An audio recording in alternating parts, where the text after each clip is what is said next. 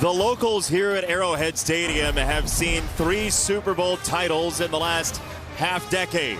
The gentleman coaching Colorado has won 2 Super Bowls in his own right, and now he wants a Big 12 championship as a head coach. Here as a road team is step number 1 of 2. Colorado controls its own destiny to get into the Big 12 title game. 2 wins this week and next week, and they will play in Arlington for that Big 12 title. Jason Benetti, Brock Huard, Allison Williams downstairs, and it just so happens Coach Prime has at least a couple of guys in Colorado colors who are going to play on Sundays here. Yeah, and it is just still remarkable to see those standings and who is in control of their destiny, and the Buffaloes are one of those, and you're absolutely right. Their stars are why. I mean, we've gotten to see him now for the 4th time, and every chapter of this book has just been remarkable. And it starts with the point guard, the facilitator, the coach's son, Shedeur Sanders. It's just been awesome this year. You watch him from afar, you can appreciate it. You get up close, I really respect it. He is tough. He shares the love with all of his teammates. He's durable and reliable, everything the NFL covets. And oh, by the way, this guy that just defies gravity, that bounces around with the joy to play this game, that elevates everybody on both offense and defense, and he's elevated himself to the top of the Heisman chase right now. He is must-see TV every time he comes on the field. And he's must-see TV even pregame.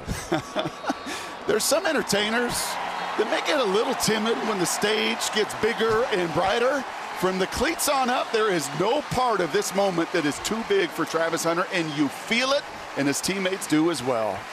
The opposition, though, for Travis Hunter and Colorado is a Kansas team that felt like it was going to be in the position the Buffaloes are right now. Yeah. Now the Jayhawks, who typically like being the underdog, are there again in a way. Yeah, this is a dangerous matchup, and I think everybody around the Colorado program knows it, from players to coaches. Watching them practice this week, which I got a chance to do, there's just sense of urgency, intensity was off the charts, because Kansas, well, they have slayed some giants the last 2 weeks. First half, to your point, Jason, maybe playing with expectations. Wasn't Lance Leipold and these veteran Jayhawks' strength, but being the underdog, knocking off a ranked Iowa State, knocking off a ranked BYU last week, instilled with confidence on senior day. This will be a tough matchup for the Buffaloes. Kansas has played a lot of football. They have 2 of the best corners in the country to face that bouncy Colorado team. We'll take a break with our game countdown, sponsored by Progressive, as the 16th ranked Colorado Buffaloes are set to take on the Kansas Jayhawks. Kickoff is coming up next.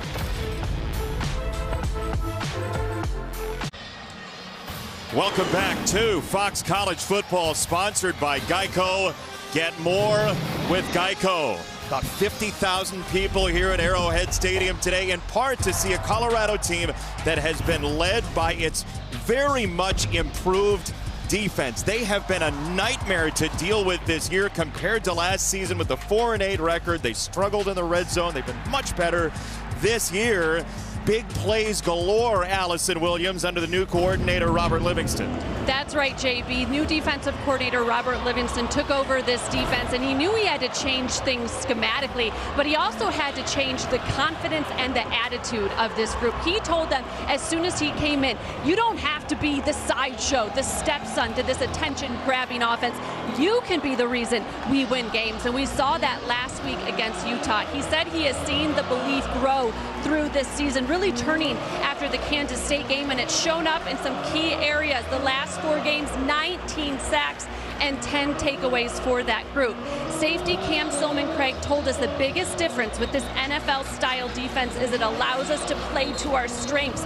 It's simplified things so we can be in position to make plays, and it's made it fun. Guys, we have seen all year this Colorado defense looks different, but they'll tell you now it feels different.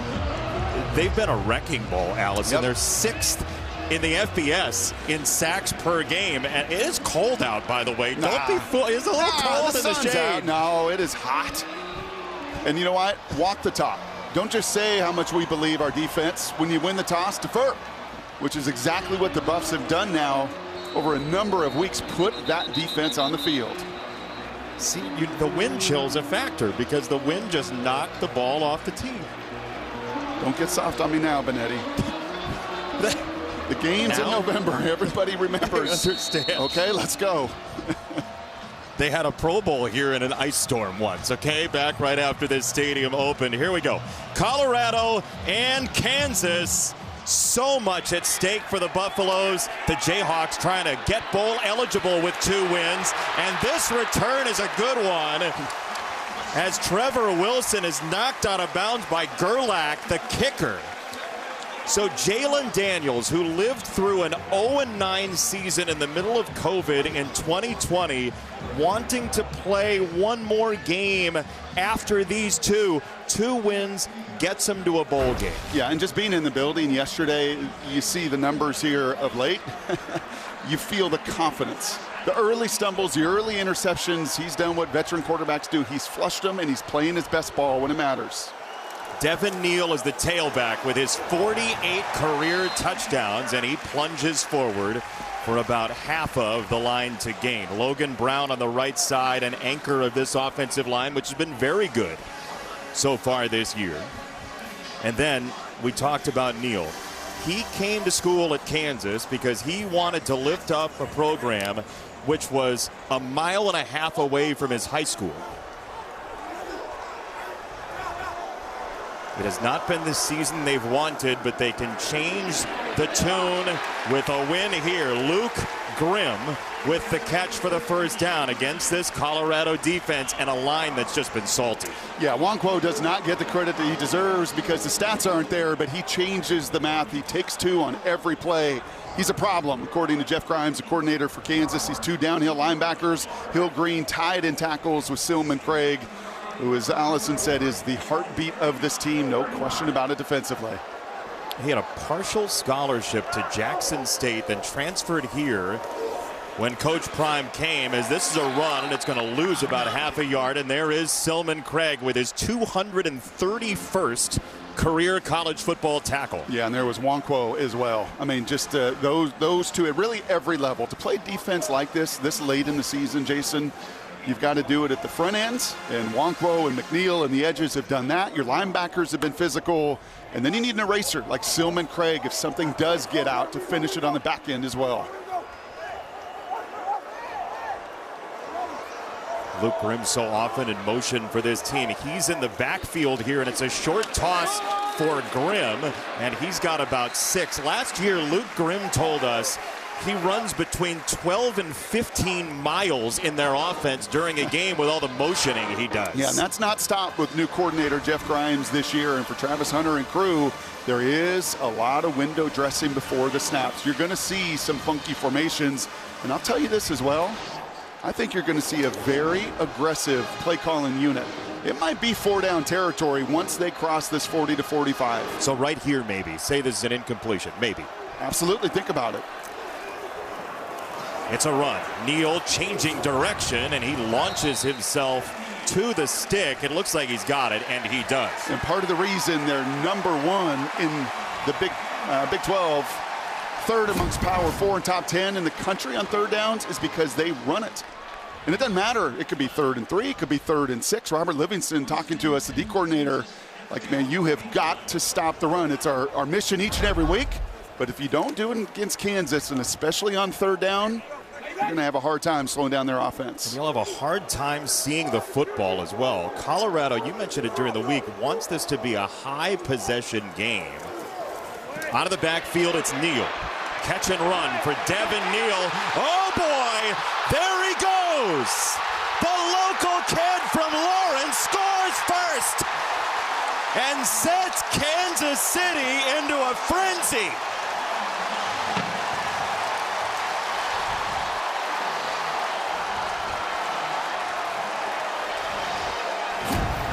Oh, that's sneaky Jeff Grimes, the coordinator. I said to him yesterday, you've only run 20-something screens all year.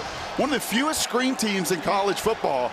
He said, well, our O-line's not really built for it, but your receivers are. So they run a little crack screen, and look at the job of the guys on the inside.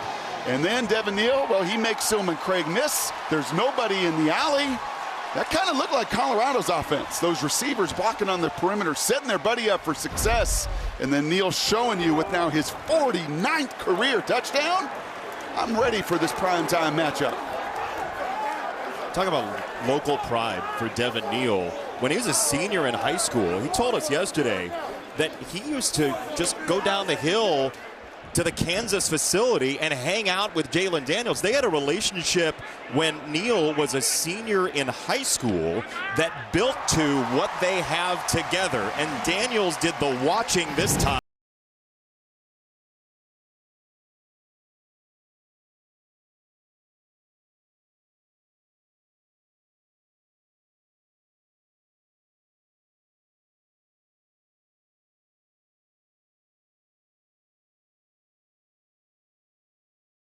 College football is sponsored by Burger King.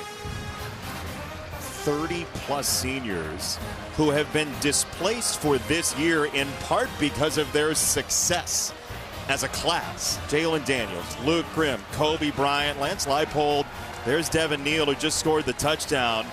And, you know, part of the reason they're playing at Arrowhead Stadium this year is because of the 9-4 last year, the team getting better from the 0-9 and 2-10, and allowing for the stadium project that's happening right now to happen and push them here. Yeah, it's not often you get to say that we really changed the course and trajectory of a program, but these seniors did. Shedeur Sanders has done that as well, in charge of this offense for Colorado, and it really is his offense. Yeah, they average about 68 plays a game, and you can see the efficiency numbers, some of the very best in college football. But catching up with Pat Shurmur on the field before the game, I said, how many plays does he control? And he's like, well, all 68. I may call a run and lock that run, but more times than not, including this opening play right here, it's based on what that defense does, and he's got the whole menu right between his ears. First play for Colorado, a highly explosive offense. It's one of those screens. They do it on about a fifth of their pass plays, and Kansas read it perfectly. J.B. Brown was there. It's a loss of 1. Yeah, Utah did a really nice job of this in the first half of that game. Eventually got worn down a little bit, but get the ball to your best playmaker, right? Get the lineman out front, something they practice a ton, but Kansas hits them before they could be hit. Will be incumbent on guys like Kobe Bryant to tackle Travis Hunter. Here's LeJontay Wester and O.J. Burrows, the safety, with the stop. Colorado's offensive line has been much improved behind the center, the walk-on Cash Cleveland. It's remarkable. Phil Lodeholt again on the field before the game saying he's in charge. Going to see simulated pressures, all these stunts and movements, and that true freshman from IMG, teammates with the buddy Jordan Seaton, the other true freshman left tackle, communicate. Will Sheppard, 6 touchdowns his last 6 games. Colorado has over 1,600 yards after the catch this year. We'll see how Kansas tackles. Safety blitz is picked up, and the throw is too much, incomplete. Hunter wanted a marker against Kobe Bryant, and he's not going to get it. Yeah, he did, and he may be worthy of this. You get a one-on-one. Not many teams do this. Oof. Yeah, that's got to, I mean, that impedes the route. I mean, you've got to call that, right? Travis Hunter knows, like, hey, man, I play corner. I know what he just did. He committed a crime. He grabbed me on that post route, and that's why I couldn't go get that ball. That's a miss. Kobe Bryant was pretty open about what he felt was going to happen in this game. But if there is any receiver in the FBS that knows what pass interference is when it's happening against him, it is Travis Hunter. Vassett to punt. Grimm back to receive. He'll take it from the 15 and double back. Luke Grimm with a good return across the 30-yard line. Look, Kansas, a team that wanted to be in position to win the Big 12, now can play spoiler all day long behind a bunch of guys who've worn this uniform a long time, including that tailback.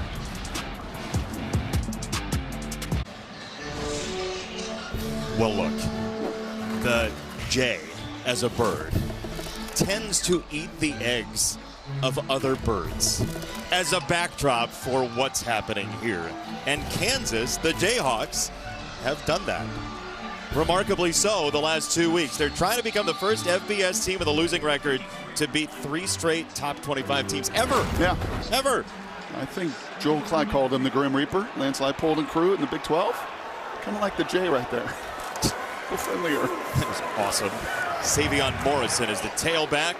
No gain. Second down coming up as Amari McNeil and Samuel Okunlola combined for the stop. Yeah, and why, once again, I mean, Nwankwo right there anchoring the middle, so his buddies at end, Okunlola and McNeil next to him as linebacker Hill Green can come downhill. Some unsung heroes on this team. The Stars get all the credit. McNeil's growth and development, Hill Green's development, and again, that number 97, that fire hydrant that can't be moved, sets the table.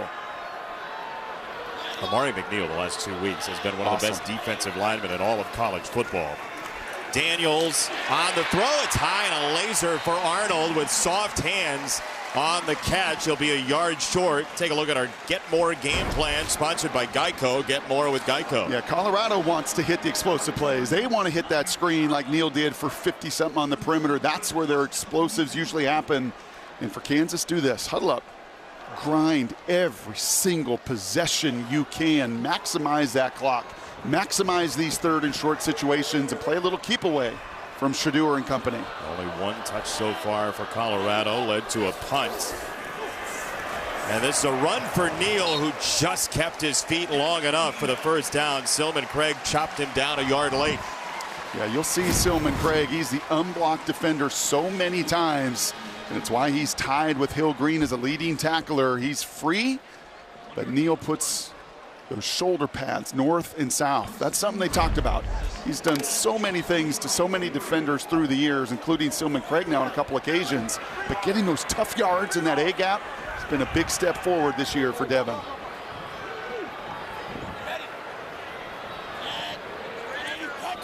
Grimm in motion once again. They fake the option and they go with Morrison. Okay, so for Colorado, where does all this motion and movement stress the defense most? Yeah, it's usually the second level, right? Those linebackers that have to communicate. Silman Craig as well, that communicates so much of their coverage. Now, it shouldn't be terribly difficult because they don't do a lot. They only live in a couple fronts. They play a lot of man-to-man coverage, right? There's some teams and schemes that are so much about checking.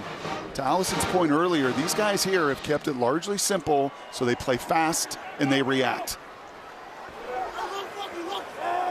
There's a tight end, Casey, into the backfield to the right of Daniels. He'll go in motion on the snap, and Savion Morrison does lean for the first down. Keaton Wade had him wrapped up, but Morrison's strength was too much. Yeah, once again, just a lot of this motion. You know, this time it's right here. It's going to, you're going to see receivers in the backfield like Grimm. You're going to see all sorts of different formations. It's what Lance Leipold believes in. It's what he's done every step of the way. And even though you lose Kotelnicki last year to Penn State, they've not changed the scheme, the verbiage, the system. The new OC had to come in and learn a lot of what Lance Leipold likes to do. And by the way, that may play a role in the first 6 games of this season too. And look at this formation as a quick snap. They'll break and then run it. It's a direct snap for Neal, and he's going to go down. That is Silman Craig one more time. He's been very active, and he says, let's go. Wow. Yeah, I don't think he liked being beat for that opening touchdown. Again, he's back here, he's unblocked, and he's just got to sift and sort through all this traffic. And then when you do, look at that. You run right through Jared Casey before he can get to you. Well, you see the want to that he was talking about this week. I mean, when he went to Jackson State, we said he did it on a half scholarship, but he was living on a friend's couch for a while in order to play football. And you never forget it. Daniels will roll to the right. He's got Neal blocking for him, and Daniels keeps his feet somehow. Oh, my goodness. Jalen Daniels, a twister for 20. Yeah, there's not many quarterbacks CU has faced this year that have this kind of capability. A lot of them, well, number one, you protect, and that's not happened much against the Buffaloes the last 6 weeks. Number two, when they step up, they usually look to throw. He does not. Instead, he gets the aid of his buddy there, and then he just carries Bentley. He spins through that on a spin cycle for another explosive play by Kansas. We're already under 6 minutes in this first quarter. One possession so far for Colorado, and Neal is wrangled and dropped by Anquin Barnes Jr. Second down coming up. 47 yards allowed already on the ground, and there's some conversation going on behind the play, and Kansas is fired up. Yeah, I figured that there'd be a little more rushing today. That 31 was the fewest by the Utes in 13 years. And it's going to be Stottmeyer 23 here after the play. Doug Emillion. Oh, whoa, whoa. Going to be a 4-quarter game today. I don't think I don't think these Jayhawks overwhelmed by this moment. Morrison breaks a tackle. Savion Morrison. First and goal for Kansas.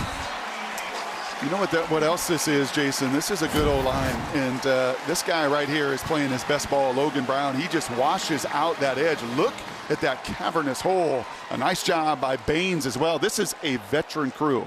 We talked about it at the beginning of the week in our meeting, like, holy cow, every player is a 5th-year player or 6-year player. I mean, they have been around. A bunch have transferred in.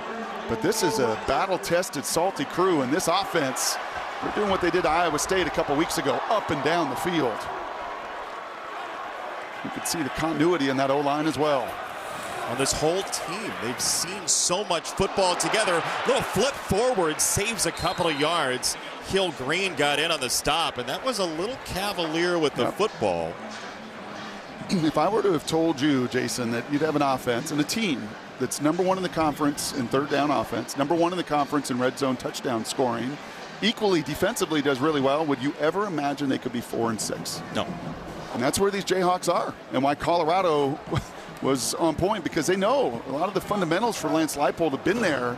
And once they stop turning the ball over, the wins have followed. Yeah, the margin's been so thin this year for Kansas, and even the past couple of years. Daniels rips it incomplete over the head of Grimm. DJ McKinney on the coverage, and you said this, situationally Kansas has been quite good this year. Yeah, I mean, look at that in the FBS, #1 in the conference, top 7 in the country, and a lot of it is Jalen Daniels. To be good in the red zone touchdowns is usually creativity of a quarterback. To be good on third downs in college football, usually a dual threat, extend the play kind of quarterback. Jalen's been both of these, especially the last month. Points are paramount here. It's 3rd and goal from the 13.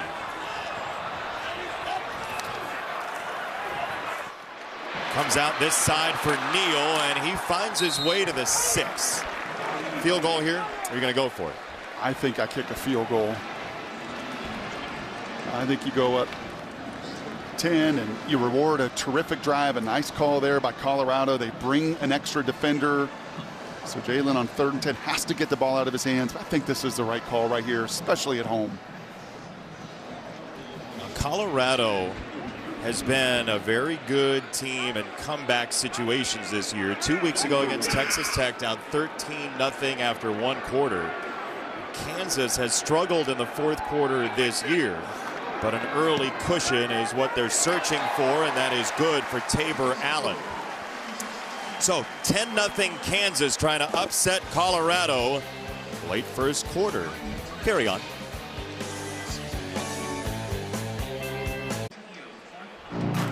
Friday night on Fox, a Big 12 regular season finale. The Utah Utes take on UCF, one of the best running backs in the nation, R.J. Harvey. The action begins at 8 Eastern, only on Fox and the Fox Sports app.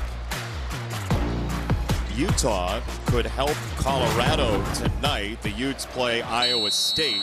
Colorado could, in fact, clinch a spot in the Big 12 title game with a win, a BYU win, and a Utah win, all today. But first things first, the Buffaloes would have to come back here. They've only run 3 plays and over 12 minutes of game action. Colton Hood on the return, and he takes a dive short of the 15-yard line. Haven't seen a whole lot of the Colorado offense so far. Shedeur Sanders back on the field with Travis Hunter when we come back.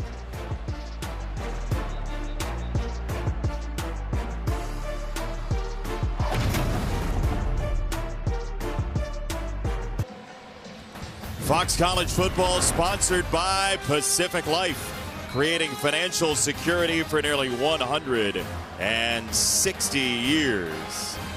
Last time these two teams got together before Colorado went to the Pac-12, they were Big 12 teams and they nearly scored 100 points. Colorado, I think, would like that sort of game Sure. here today. Kansas came back from 28 down in that game. Colorado is down 10 right now, and they're going to have to go from the 14. This got to be the best crowd of the year for KU.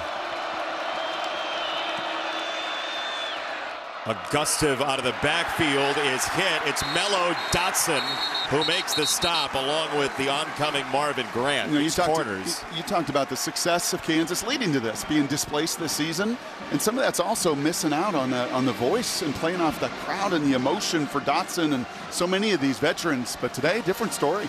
50, 60,000 in Arrowhead today, and they're making some noise. This is Wester turning the corner for 8. Yeah, it feels like an NFL crowd in this NFL stadium. And that's what Colorado does. I mean, look at these 3 completions. They're all on these screens. Part of why Shedeur sits there at 73% completion is because that ball is out of his hand in such a hurry to keep this crowd, try to keep this crowd as quiet as possible. It's going to be hard to do.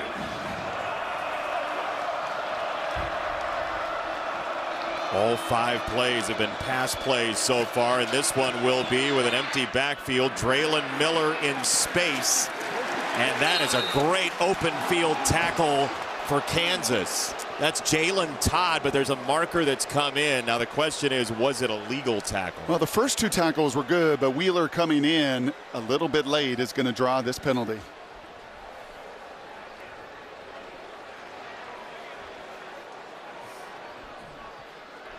Personal foul, horse collar tackle, defense, 15-yard penalty, automatic first down.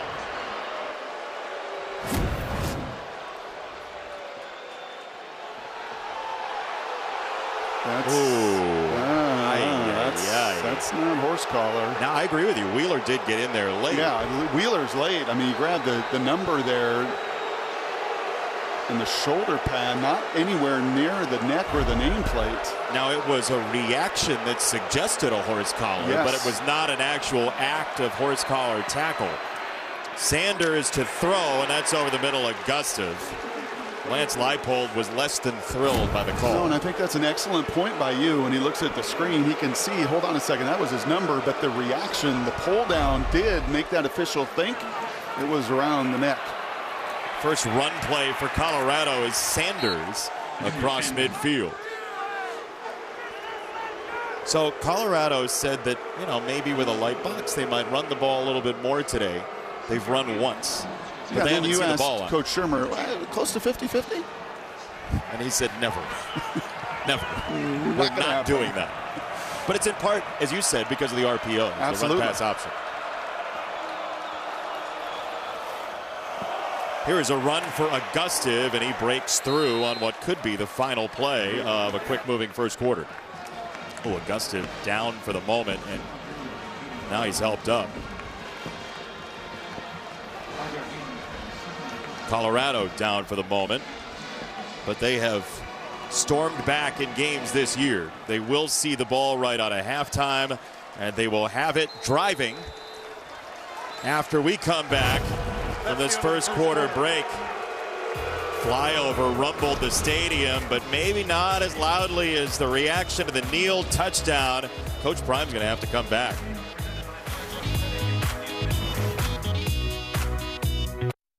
Coach Prime, I want to start with your defense because they were on the field a lot in that first quarter. What's been the biggest challenge with the motion and shifts we see from Kansas? That's not a challenge. We practice and we rehearse for this. We just got to make the plays. We know what they're doing. They're calling out every play on the sidelines. We just got to make the plays. We didn't come to play right in the first quarter. Obviously, we got to turn it on. How important is this possession for your offense to find some rhythm? It's important, but it's not in all. We got time. Trust me. All right, thanks, Coach. Thank you, God bless. There's a confidence for Deion Sanders, but it also comes from not only the talent, but you were at practice and how buttoned up they are. Yeah, they just are on the details. And he's right. I don't think it's been the motion and shifts, it's been the missed tackles. They're just not executing defensively. 7 missed tackles so far already as Sanders rolls out, and that's a slip and fall situation for Savell Smalls, and it's 3rd and short. Rare tight end catch for this team, just his 8th of the year.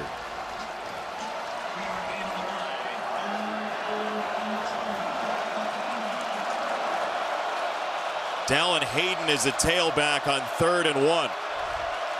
Showing a pretty light box here as well, right? Just 5 defenders between the tackles. It's a run, and it is snowed under. Hayden loses a yard. J.B. Brown and Marvin Grant got to him. Yeah, and the true freshman gets picked on right here. He's done such a nice job as Cleveland, but he just gets beat by that swim right off the jump from the 4th year. Dunn gets into the backfield, now 4th down.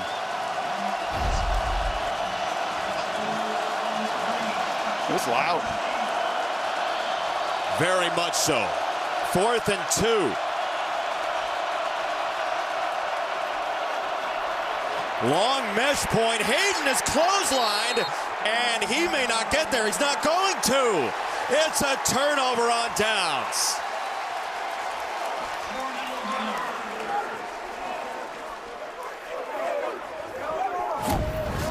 Well, this is an excellent job right here out on the edge. You talked about that extended, right? And he's going to push. Is Shedeur trying to push? We've seen that on a couple occasions this year for the 1st down.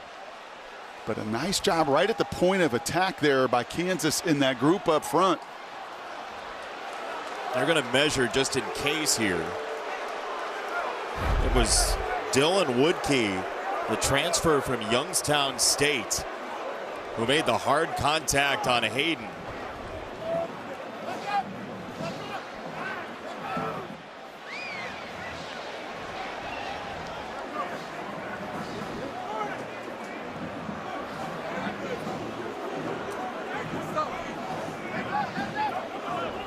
Talking going on. Mello Dotson, Kobe Bryant, those 2 corners, and Shedeur Sanders.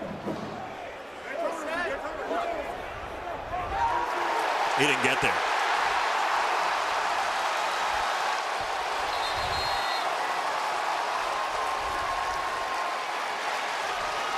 That was 2 plays to get 1 yard, and Kansas held the line. And Devin Neal is thrilled. Well, what? 10-0 Kansas with the ball next.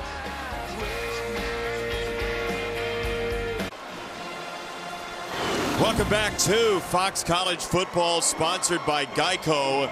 Get more with Geico. Travis Hunter on the sideline said what, Brock? Well, you're the best lip reader in America. Throw me the ball. Can you confirm? I think so. Yeah. That's what it looked like. On that 4th down, he wanted the ball, and I'll show you why here in just a second. First, Kansas set sail from the 39-yard line. More motion. Daniels has a crosser. It's the tight end, Casey, and another broken tackle for a 1st down. Back to the 4th down. Okay, so here's what everybody is doing to Shedeur, okay? You're dropping out. We're going to run these games because we're going to show you a different picture after the snap with all the reading and reacting. So with all that chaos, well, here's our guy. Okay, he wants the ball. Throw me the ball, because that's where the one-on-one is, right? That's where all the green grass is. Give me a chance away from all that pre- and post-snap chaos. And I think Shedeur's, next time he's going to have that occasion, the ball is going to be kicked outside. It looks like he knew as the play was happening. Daniels with a pump, and he'll throw for Trevor Wilson. And Wilson has catch number 9 of his season, another senior for this team. Yeah, and it is one of the challenges that Colorado faces. Each and every week, they get different looks. What Utah did to Travis Hunter in that offense last week, it took them a while to figure it out. Everybody stunts and moves and makes it a challenge. And for, well, Livingston, he knew. What did he say to us? This Kansas crew kind of reminds me of Lamar back in the day with Greg Roman, and he's so active as a threat. But then you're seeing the weaponry that they've got as well, inside and out. This 4-6 is something of a mirage. They could easily be 7-3 with the close losses. Feed it to Devin Neal again. Keaton Wade was in there along with Wonkwo. And so 3rd down and 2 for Kansas. And this is not fish in a barrel, but it's close. It's 100% 4-down territory, too. So if you think you're going to get that man-to-man coverage that Colorado loves to play in every down and distance, and you're Lance Leipold, and you want to take your shot, probably not at Travis Hunter, maybe one of those other guys, or you just continue to be content grinding this clock and grinding these possessions. Motion from Neal. Daniels pump and run. He's got the first down, and he slides into it. So instead, Colorado drops 8. They only rush 3. And again, this is why the Jayhawks are so good on third down. One of the best in the country, because you play soft coverage, you drop 8. This guy that started a whole bunch of games over 4 years, this is 32nd start, sees it, reacts to it, and then got the athleticism to go get it. He played 3 plays of the spring game because of the back issue he had last year and kind of eased his way into the season because of that lingering injury, and now looks as fresh as can be. Neal runs into a wall. Keaton Wade again got in there along with Anquin Barnes, who is amped. Next week, Ohio State and Michigan is going to be for a lot of the marbles. This game here today is for quite a few of them as well in the Big 12. And for Kansas, remember, they're trying to get to a bowl game, also trying to do something never done in the history of football. Ever. You know, can't say that very many weekends. Never has a team that's unranked in 4 and 6 beaten 3 consecutive ranked teams. They got a chance to do it. Yeah, under 500, 3 straight ranked team wins. Never, ever done before. Allison downstairs. Well, we got the sense in talking to these Kansas players, their confidence has not been shaken. Devin Neal said, we know we can make these plays. We know this is the level we can play at, the one we've shown the last couple weeks. He knows it's kind of been a season of what ifs, of frustrations, but credit to this group. They never stop fighting, and they have never let their confidence drop. He feels like what they've shown the last 2 weeks is what this team is really capable of. And they've changed the Big 12 race by doing it. 3rd and 9. Daniels for the tight end for a first down, and then some, and what a hurdle. Oh my goodness. Cardell went above the rim for 23. Well, this is a different look. This is Keaton Wade, I believe, playing some middle linebacker here. Normally an edge rusher, and he looks kind of like an edge rusher here in space, trying to make that tackle that is a swing and a miss. And Cardell says, we are going to cut it loose today and absolutely let it rip. Boy, are they ever. Neal, a walk-in!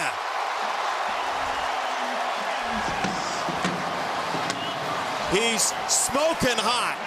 Wow. Jason, we have not seen this when we've watched Colorado this year. We have not seen to a man. Look at every one of these offensive linemen win their block. Every one of them.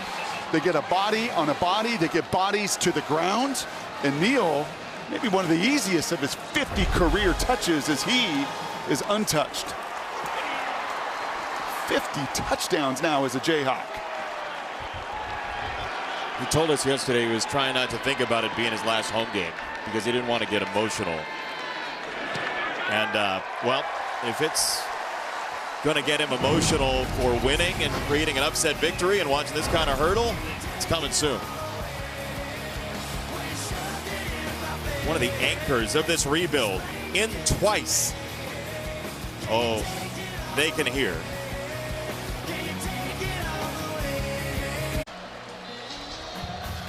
Fox College Football sponsored by Zales, your holiday gifting destination. Devin Neal, a pair of touchdowns. Kansas has a 17-0 lead. And, you know, you're not playing at your home stadium that you helped, quote-unquote, rebuild. That's coming soon. But Devin Neal has such pride for this university, this city, and he runs like it. Not going to be easy to break those records either. With the transfer portal, not many stick around for 4 years as he has done so and just been an absolute rock of stability. He just broke June Henley's school rushing record. So here's a touchback, defense back on the field for Kansas. Allison.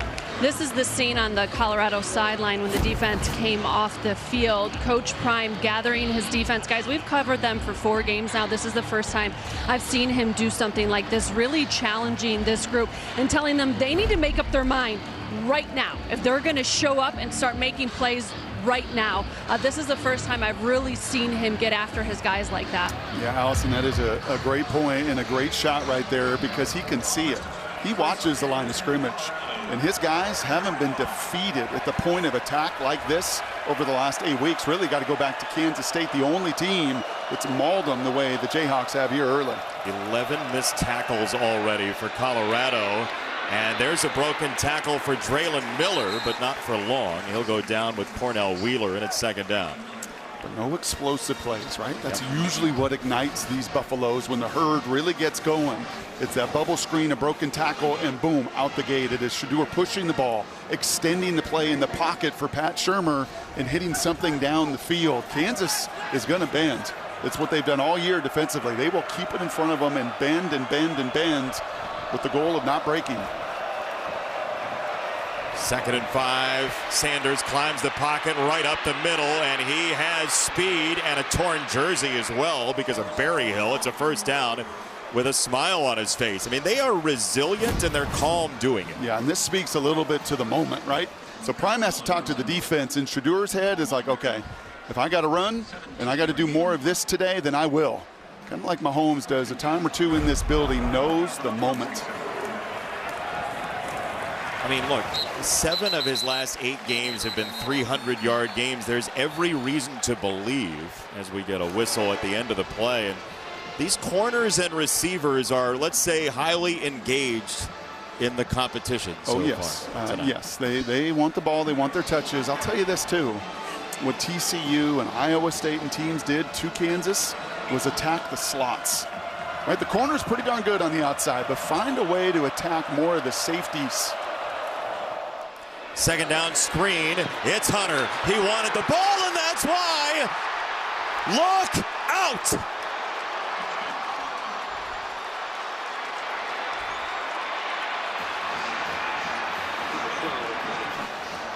That is such a good job by the guys in front of them, too. And typically when you throw into the boundary, right, the short side, it's harder to get an explosion like this. It takes, well, your receiver blocking for you and then the cavalry, that herd. Look at all 4 linemen out in front. And the minute he has any space, he's gone. Just a blur. Just plays at a different gear. Kind of like his head coach did. And I think it's why the head man loves him so much and believes in him, because there's just a gear that no other human on this field has, like number 12. I was watching the highlight reel of Deion Sanders' pick sixes earlier this morning on YouTube. And at one point, the late, great John Madden said, I bet he was never it in tag. Travis Hunter's the same way.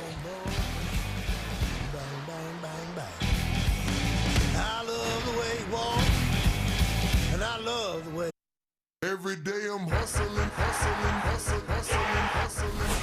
How would I describe my game? I'd probably say different, because ain't nobody seen nobody like me before. They didn't think I could do it, and they don't think I could do it at the next level. So it's always gonna be a lot of doubters, but nobody ever did what I'm doing right now. I just let them continue to talk. I'm just gonna continue to ball.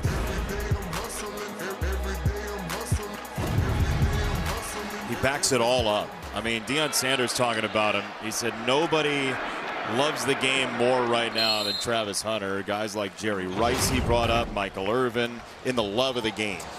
Yeah, I mean, just watching him practice as well, which I got the chance to do this week, that same joy, that same bounce, you see at practice. Is that right? Yeah, now they limit the reps in practice early in the week, but that day it was incredible. I mean, it was just back and forth, and that bounce.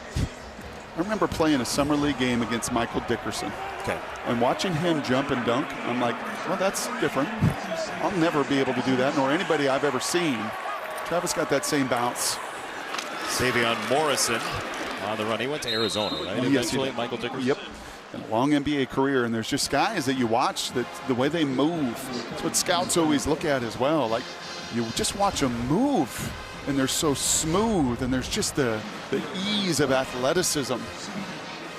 Pitchers have an ease of velocity. He's got an ease of just bounce and athleticism that is different than his peers.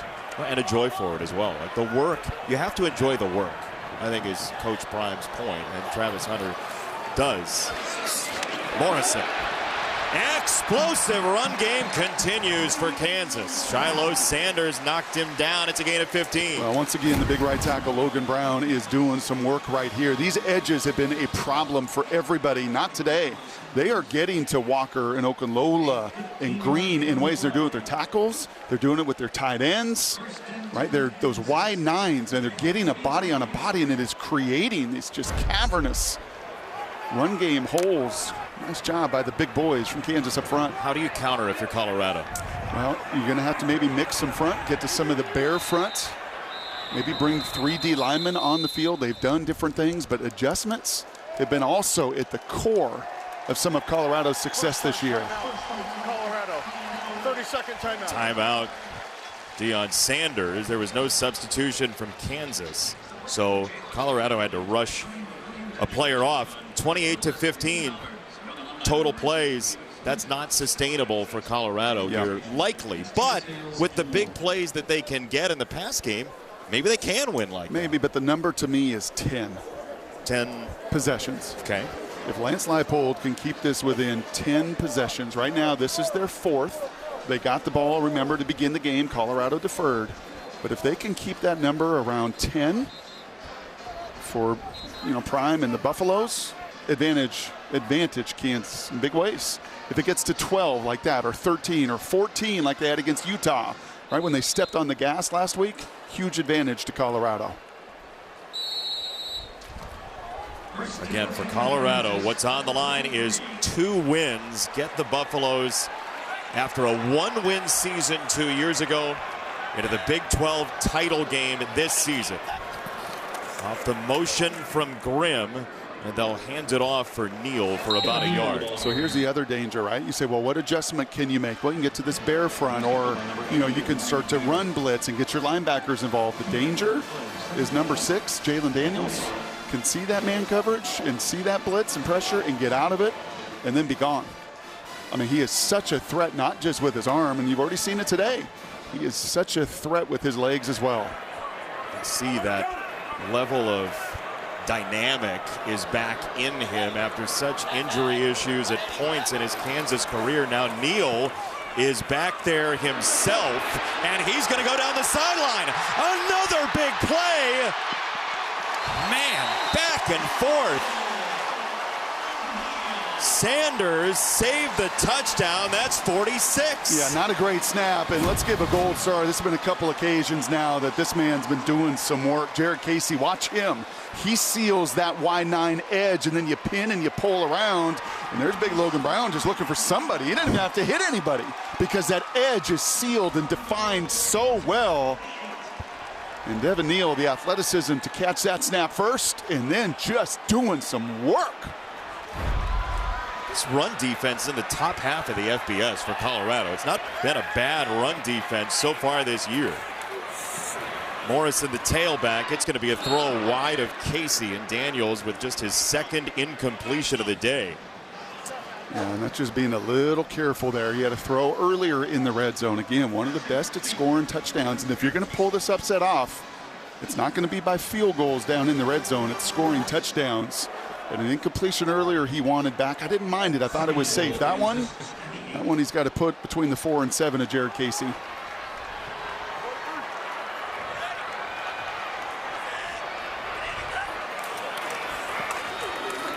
Morrison straight ahead. He's going to struggle to the 5. So 3rd and goal, and a lot of things available to Jeff Grimes with all that movement. Yeah, and you wonder if you get to 1 or 2 yards away. Do you think a little differently than you did earlier when you settled for the field goal? These middle 4 minutes, Lance Leipold said. 4 minutes going in, 4 minutes coming out may just define their ability to upset one of the hottest teams in the country.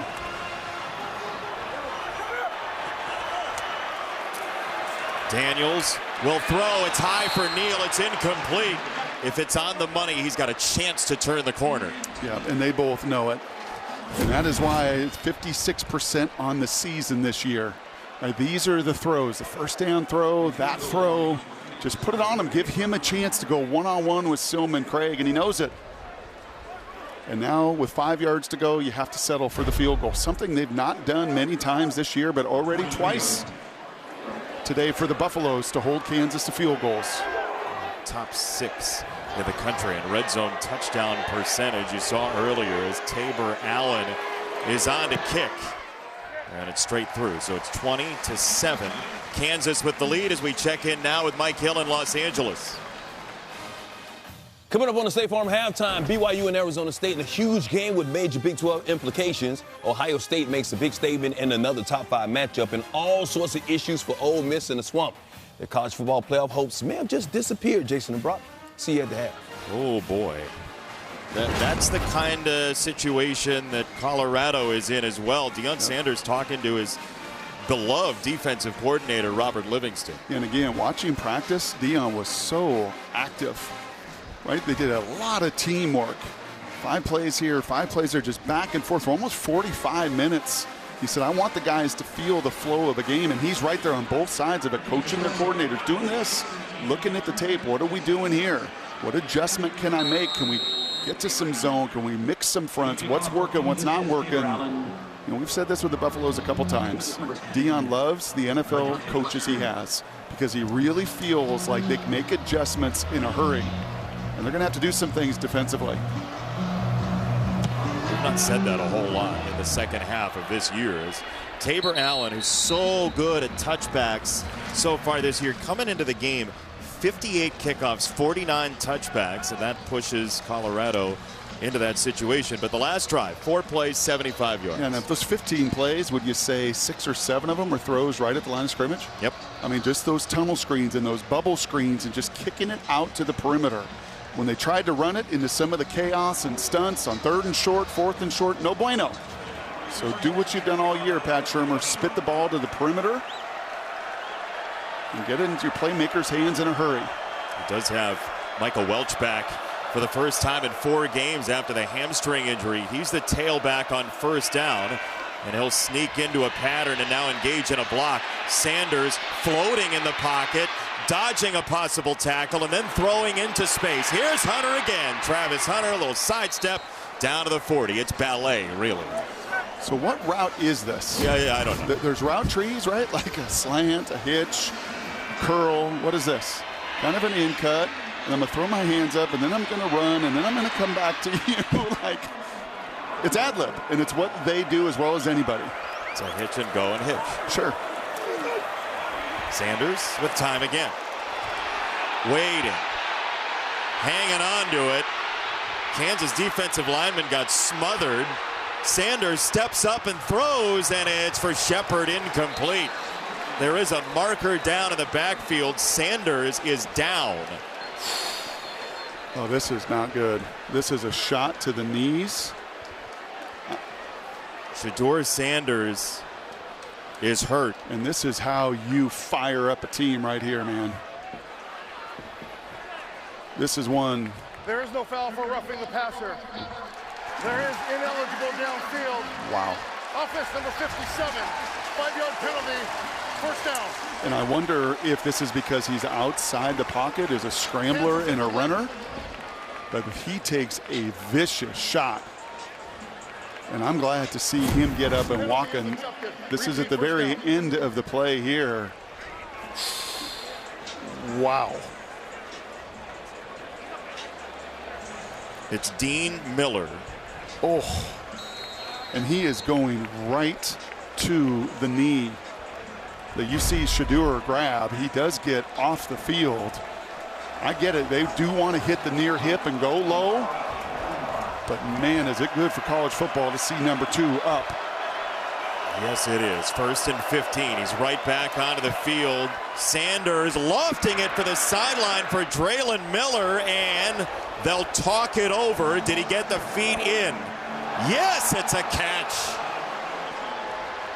It's a gain of 16. They needed 15. It's very close. And that is a true freshman with a 100-yard day a week ago who has just continued to grow and grow. And that left foot looks like it picked up a bunch of chalk. The previous play is under further review. This is going to go to review. On the field was a completed catch for a first down. do we think? What lands first? Catch. I think that back toe, the toe drags. We see the chalk go up. He might have caught that. I mean, does he then control it all the way through? Yeah, it's a catch. These receivers, and that again is a true freshman that knows exactly where he is on the field. It wouldn't work on Sundays, but all you need is 1 foot down. The chalk kicks up. I have no idea why the hometown faithful think this is incomplete. Does he secure it all the way through contact with the ground? Looks like it. Sure looks like he does. And that left foot somehow, some way is able to find that toe right there. They're playing without Jimmy Horn Jr. this week. They've lost Omarion Miller for a long while, since about the midway point of the season, and they just keep regenerating wide receivers in this program. And that's development. That's practice. The only way that happens is if Monday, Tuesday, Wednesday, Thursday, you're buttoned up, you're disciplined. You know, Pat Shurmur said to us, the biggest misperception about this program is Deion is old school. And when him and Andy Reid were talking yesterday, they were talking about old school, right? Grinding. That's why Andy Reid still goes to training camp in Missouri. And they're in a dorm for a couple weeks. Like, no, you've got to put the work in. And then the fruit of these true freshmen developing, Cash Cleveland coming to life, Traylon coming to life. When guys get their opportunity, their number called, it's only because of the work behind the scenes. After further review, it was a completed catch for a first down. Mike Pereira agrees with the officiating crew. It's the right call. But what you said, I mean, you were at practice. You saw it with your own eyes. Yeah. And it kind of changed the view. Oh, right? man, they were buttoned up. They were in their uniforms. There wasn't anybody sloppy. There was no goofing around. It was an intensity and a precision, much like those at the NFL level you see. And you could see the production the last couple weeks for that true freshman. Colorado across midfield. Welch on the run. And he's met by Blake Harold. Second down coming up. Look at this game situation, right? Kansas has been so physical, dominated so much of the stats, yet you go down and score, take time off this clock, you get the ball to begin the second half, and as Deion said, there's no panic, plenty of time. Moving down to the 2-minute timeout here. We'll see if they take one more play. They do. Sanders loads up a throw that's right down the middle, and it's Hunter again. Travis Hunter gets by Dotson. He's got the first down, and he's got an energy infusion again, gain of 25. This is the 2-minute timeout.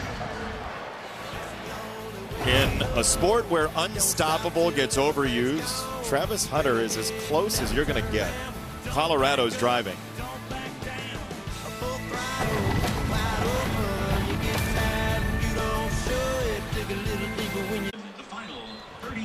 Fox College football sponsored by Hampton by Hilton.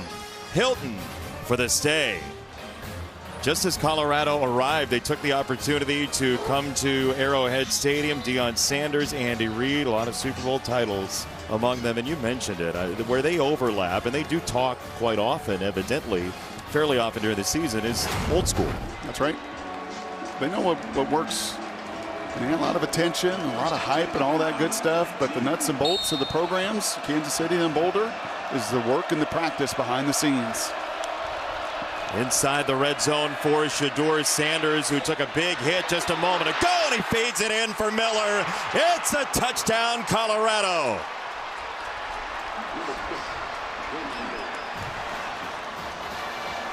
Another breakout star for the Buffaloes the last 2 weeks, Traylon Miller. Yep, and you get the matchup we talked about, attacking these slots.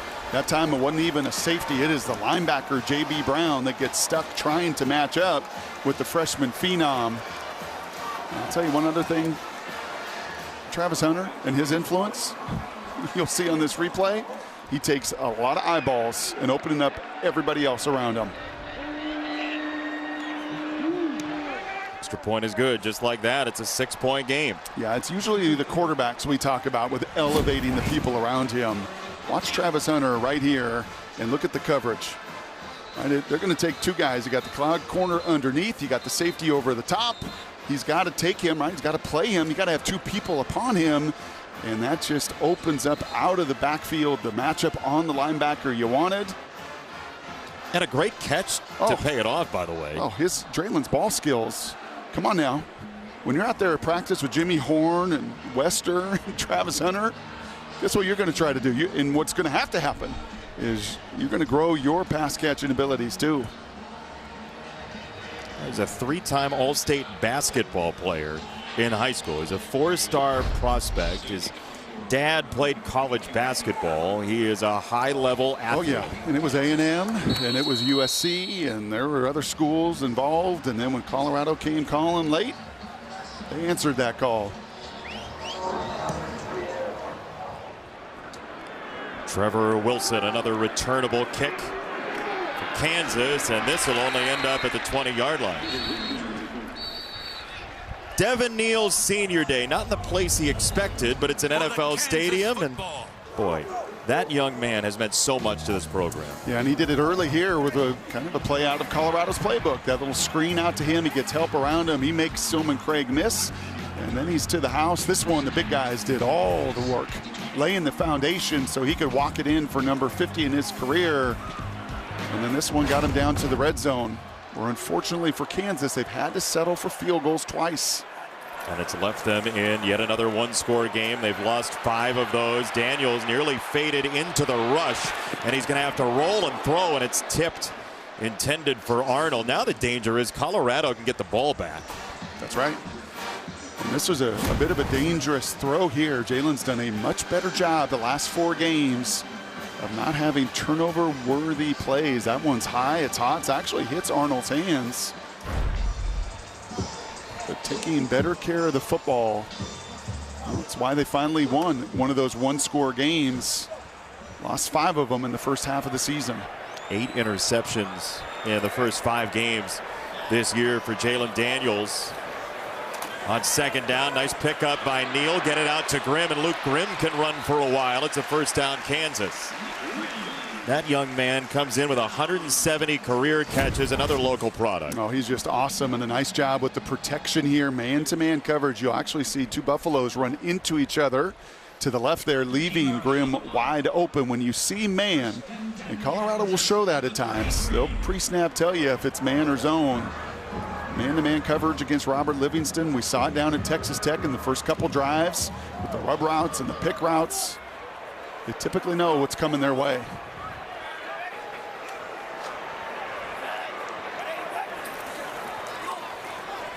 Daniels for Neal. On the check down, Devin Neal. Just when he leans to go forward and starts to go north-south, he looks like he's about to knock down 9 or 10 pins. We sat with him yesterday. He's a pretty sturdy kid. He is. It feels like the one thing maybe NFL-wise people look for is the possible speed, but we've seen him turn it up on the sideline so far for that 51-yard touchdown. And he's got a first down here. Feels like 20's probably not going to be the number to win it today, bro. No, I didn't think we were going to get to the 52-45 like the last matchup, but then again, this corner's kind of arrived, and you may get to those 40s. This table tennis now at this point. Savion Morrison is in. There's Casey, the tight end, into the backfield. Grimm in motion as he normally is. And they'll go Morrison this time, and he just plunges underneath into Tawfiq Thomas. Colorado will not use the timeouts. Kansas will go with some tempo here. 2nd and 7 throw. It's a long throw, and it's Grimm again, taking it out of bounds at 48 seconds. You know who he reminds me of is Brandon Stokely. Why? Just has great feel and instincts. Brandon played 15 years, lives in the Denver market. The way he moves, too, he is so smooth. And you don't have 170 catches, 2,300 yards, 23 touchdowns, unless you're a baller.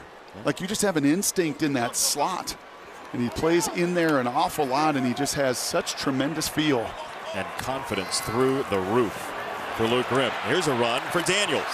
Jalen Daniels put his foot in the ground, and what a carve of this defense by Daniels. That was a jagged angle, and the official didn't help. No, somehow, some way, Jalen was able to use the umpire as a blocker as Travis Hunter runs right into him right there. Maybe the hardest hit he's taken in quite some time. Happened to be by the umpire, and it set the table for number 6. Heisman winner tackled by umpire Bill Bishop is a possible headline.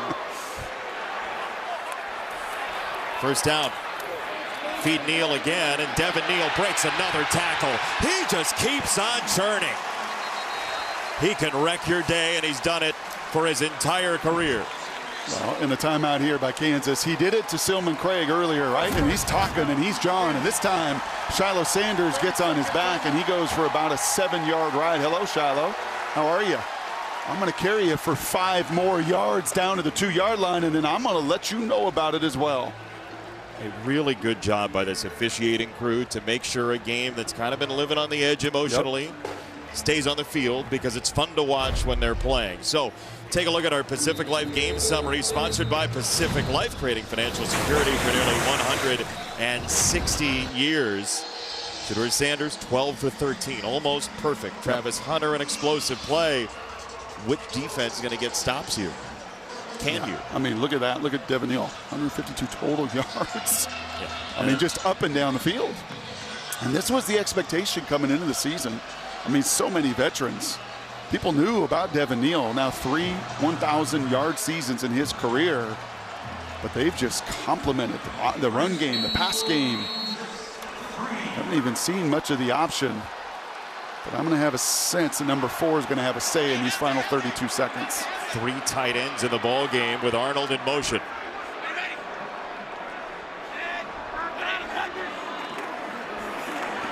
Neal again, shoulder first into the line. They have 2 timeouts left. Kansas will let it run for now.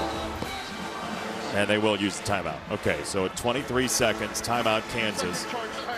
You've taken the clock down now to the point where it's not as much of a danger that Colorado's going to have another drive. No, you maximize every one of your possessions. Yeah. It's just for Lance Leipold, you've gotten in this red zone where, again, you're top 5 in the country, number 1 in the conference of scoring touchdowns. And you got to have it. I think he knows that. I think he knows that with what Shedeur and that speed and people on the perimeter could do to his safeties and linebackers, when you get down here, you've got to finish these drives with touchdowns.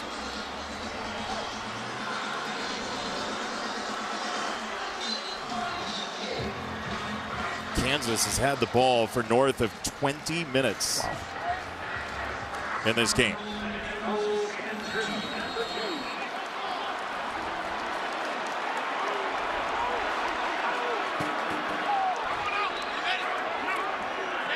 Kansas, a great red zone team this year. On 2nd and goal, Daniels evades the rush, rolls, slams on the brakes, breaks a tackle, rips it into the end zone, incomplete.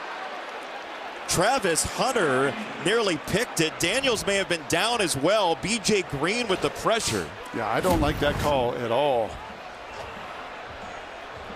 And I do think, that's real close. Really, really close.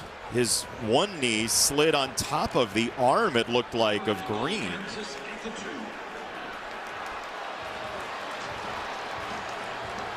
Remember, every play is reviewed. Clearly the ball bounces. I think replay through this timeout by Kansas will further confirm that is about as close as it gets.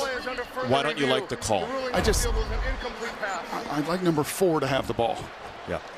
Maybe an option game or whatever it is. I trust number 4 that much more than I trust Jalen. That's not a slight on Jalen Daniels, who had a tremendous half. Prime saying his knee was clearly down before he threw it. He's watching the video board. And we watch this replay. When's it out of his hand? Well, that's really close. Casey makes a better door than a window there. Mike Pereira is watching in Los Angeles. Mike, what do you see here? Well, I think it's coming out. I mean, I think that ball's coming out of his hand before either the right knee there that was on the arm or the left knee. I think it's out. Now, if they rule that it is, then you're going to look to a possible 10-second runoff here. of which then Kansas can use a remaining timeout to buy themselves out of that. But to me, it's really close. And again, we'll just have to see if they have a good look to tell for sure. But you would say call stands, Mike, right? I kind of, at this point, when I look at it from this angle, I kind of look at it and say, as we're looking at it in here going, well, I think it is, you know, I don't think it is. To me, it's not that clear and obvious, but it is close enough. If they make that decision, then you can actually see him talking about the possibility of a runoff, I think, here, talking to the Kansas coach about that.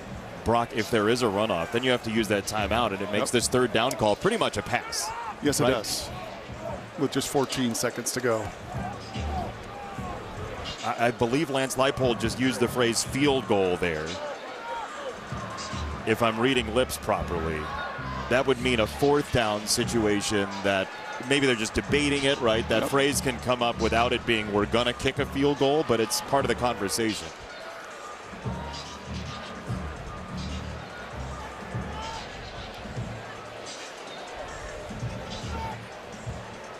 A lot of discussion.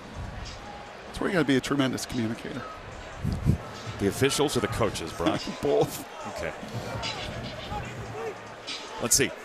After further review, the ruling on the field stands. It'll be 3rd and goal. Okay, so Kansas keeps its timeout. Yep. You can run the ball here if you want it, but absolutely. Who do you trust? You get to this point of the season, right? For me, that's if I'm in the headset, like, who do we trust? I trust Evan Neal. He scored 50 times in his career. He's got a nose for the end zone. I trust the big fellas who have done a tremendous job right now through the first 30 minutes of this game. I lean into them. You trust 6, though, too, over the course of his career. You absolutely do.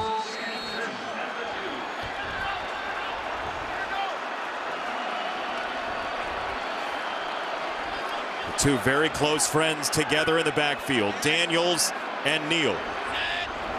They've lived this rebuild together, and it's Daniels to throw, and it's wide, incomplete for Skinner.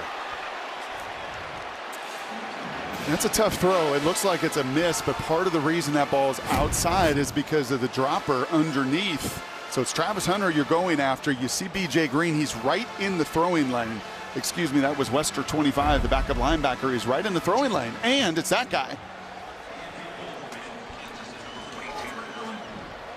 And now you've already taken the field goals earlier, so you've stacked them up enough to make them into one touchdown, so you take the field goal in this situation. But probably don't beat Colorado with field goals, Brock. Nope. Especially not at the 20-yard variety, which is what all three of these, because you've done all the work to move the ball down the field. And you can't finish the drives 5-yard penalty with touchdowns. And they're going to take the delay here instead of calling the timeout to give him a little more room from the hash mark. That's exactly what you're doing.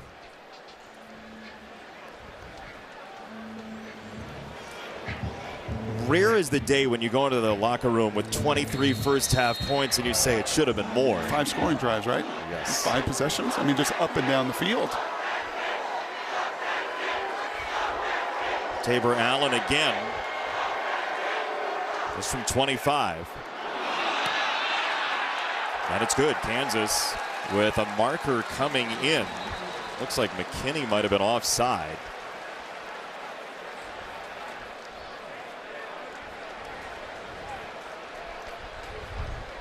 Offside. Defense. That penalty's declined. Field goal is good. So 3 field goals from the 25 and in range. 23-14, Kansas with the lead, but Colorado gets it out of halftime. And we remind you, next week, the greatest rivalry in sports on Big Noon Saturday. Michigan to the Horseshoe to take on number 2 Ohio State. The 120th edition of the game starts 9 a.m. Eastern, a special 3-hour Big Noon kickoff live from Columbus. Then the Wolverines and Buckeyes at noon, only on Fox and the Fox Sports app. Ohio State planted its flag in the ground earlier today. Yep. They look like they've been there a lot. Very, very battle tested, which is one of the remarkable stories of this Colorado turnaround. right? They've been on this run, winning 7 of 8 games. This is uncharted territory from where they've come from. 1-11 2 years ago. Yes. 4-8 last year. And over the last 2 decades, other than 2016, I mean, they just have not been in these kind of positions. They got up to number 8 in the college football playoff rankings in 2016. But you're right, since then, and outside of that, further beyond that, there has not been much in the way of this sort of discussion. Wester figures, why not? One last play, and he'll end up crumpling down at the 14. So 3 seconds. 342 total yards for Kansas. Yeah. 342, and yet you're down 9, you're going to get the ball. Colorado, on average this year, allows 357 yards a game. That's 59th in our nation. And you see Robert Livingston hand on the forehead, and he and Prime will have plenty of discussion during intermission of how they've got to fix that, because Kansas has moved it up and down the field, but Colorado's right there because they've held them to field goals, even giving up 199 rushing yards. That's wild. Yeah, the Coach Prime era, 5-8, went down at halftime. Our halftime score has Kansas in the lead by 9. Mike Hill, Emmanuel Acho, Chris Peterson in Los Angeles of the State Farm halftime show. Now. Yeah, the spoilers of the Big 12 trying to get it done again. Kansas with a 23-14 lead at the half. As we welcome you to the State Farm halftime show. Mike Hill, Chris Peterson, Emmanuel Acho hanging out with you. Outside of Travis Hunter, Shedeur Sanders, this Colorado defense has been a big reason why Colorado's been able to make this run. But in the first half, they're just getting run all over right now. No doubt about it. They're losing in 3 ways. They're losing the battle schematically, they're losing the battle emotionally, and they're losing the battle from a perspective of being gap sound. Keep in mind, Colorado has not stopped Kansas. Kansas has stopped itself. 199 yards on the ground. Again, viewers at home, Colorado's losing the battle as far as they're not being gap sound. They are not being as emotional.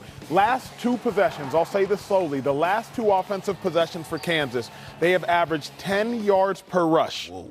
They've gotten into the red zone, and they've passed it 2 or 3 times. They've had 5 runs for 50 yards on each of their last 2 possessions. They get into the red zone, and they pass the ball. Kansas stopping themselves. Explosive, boy, this Kansas offense, 199 yards of rush offense.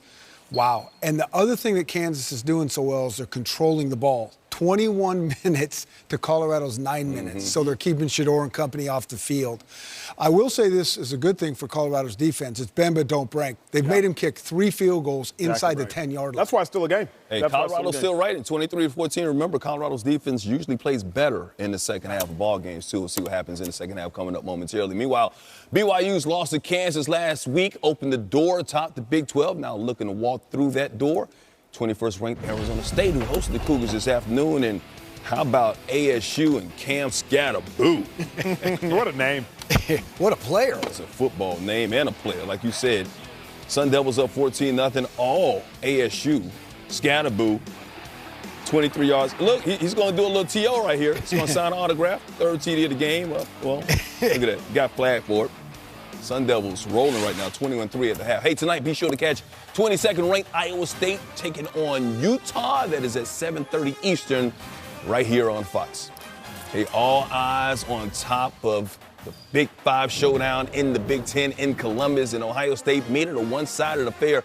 Another good showing in the top 5 matchup for the Buckeyes. We got the highlights against Indiana coming up next. And a nightmare trip to the Swamp earlier for Lane Kiffin and Ole Miss will show you what killed the Rebels' playoff hopes, pretty much.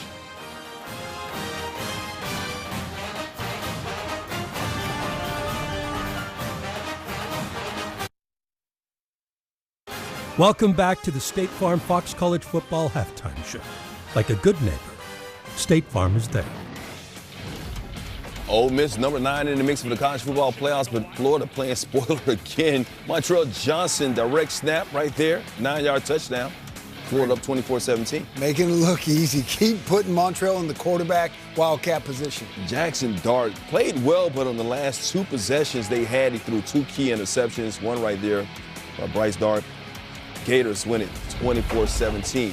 Meanwhile, number 5, Indiana, number 2, Ohio State. Big game, special teams, not special for Indiana. Caleb Downs from his own 21. He's gone 79 yards to the house. Buckeyes winning this game 38-15 as they held Indiana to 151 total yards, 68 passing, and 83 rushing yards. 38-15 the final with more from Columbus. Rob Stone in the crew.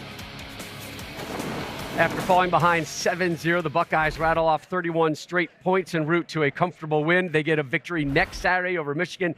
They are back in the Big Ten championship game. What did you see from their red zone offense today? Well, I saw it, and we made a point in the playbook. The team that is successful in the red zone and goal line, that's going to win the game. And remember, when you get to the red zone inside the 5-yard line, it's pass-fail grade. Kicking a field goal is a minus, you fail.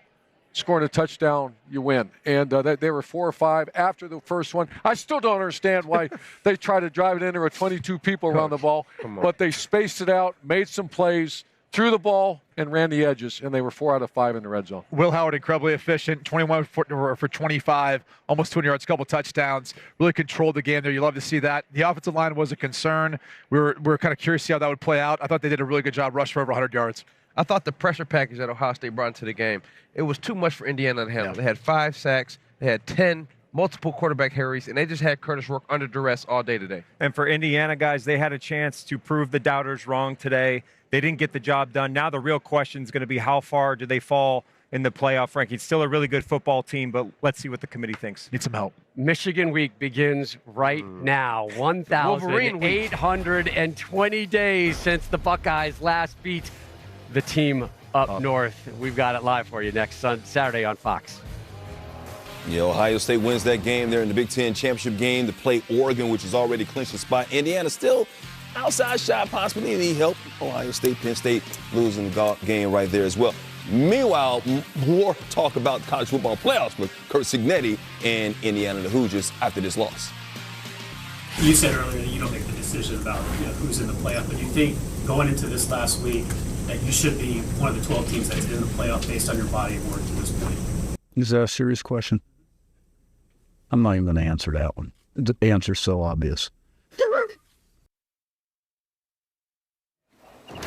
He thinks it should still be in there as you see the current brackets right now. It's going to change, obviously. You see two teams, Ole Miss, Indiana, which were slated to play one another if the season were to end today, both losing. That's a bad bracket today, Mike. Bad bracket. Don't want to be on that bracket right now. Hey, you heard Cignetti didn't like the question, but it was a question that needed to be asked because people are going to ask this. This is an Indiana team that had not been a ranked team this year, only played 2 teams with winning records. Should there be a top 12 team? I can hardly stop from laughing because I get it. I get it on both. Like, the question does need to be asked. And if you're him, after this hard-fought loss that they played so spectacular, we out. Like, in his mind, there's absolutely no way. And I actually agree with him. All right. I think that Ohio State's as good as anyone out there. I mean, they are getting better. They've had O-line issues, and it's not slowing them down. They're doing a great job. This game came down to special teams, their punt coverage, and protection issues. And I think that Indiana's going to learn a bunch on those 2 areas, and they're going to be better for it in the long run. I think there's no question if Indiana can win out, they're still in this tournament. Nothing wrong with losing to an Ohio State team that could be the best team in the nation that's already played 3 top 5 games so far this season, possibly a 4th in the Big Ten championship. And they also have what, TMDs? Too many dudes. Hey, for that, let's send it over to Acho in the film room. Oh, too many dudes, too many dudes. Hey, welcome to the film room. Listen, don't ever make the mistake of buying a $50,000 necklace and a $5 clasp. And today, Indiana Special Teams Unit, they were the $5 clasp. They were the weak link on the team. Here's what I need y'all to see. Watch this return man right here. That's Caleb Downs. He's a 5-star recruit. Watch him get busy. Right now, it's about to be safety on safety. Ohio State safety, number 1 for Indiana, the starting safety. And Ohio State just simply has too many dudes. You can't be a $50,000 necklace, which is what the Indiana football team is, with a $5 clasp, and that was the special teams unit. I'll leave y'all with this one, Mike. Get a note of this stat. Indiana, it had 11 players on that special teams unit that were 3-star recruits or lesser. Ohio State, it had 9 players on its special teams unit that were 4-star recruits or greater. Too many dudes for Ohio State. Back to you, Mike. That whole necklace looked fake today. I'm telling you, it made your neck turn green. I'm telling you what, it makes me feel like I need to go out and buy some new jewelry. Well, we need you to get some bling up here for Coach next week. Next weekend, Fox, you know the game. Ohio State battles Michigan. College football's most intense rivalry. It's called The Game. Coverage begins next Saturday at 9 a.m. Eastern. Special 3-hour edition of Big Noon Kickoff first. Meanwhile, Miami and SMU both handled their business today, but only one clinched a spot in the ACC championship game. We'll tell you which one coming up next. And Devin Neal doing his thing against this Colorado defense. See what he does in the second half after 88 in the first. His team up 23-14.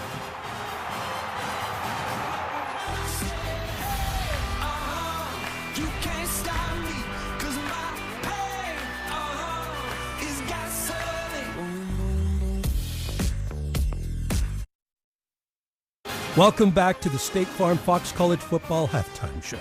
Like a good neighbor, State Farm is there. Penn State still an outside shot to get to the Big Ten championship game, taking on Minnesota. Drew Allen doing his thing with his legs.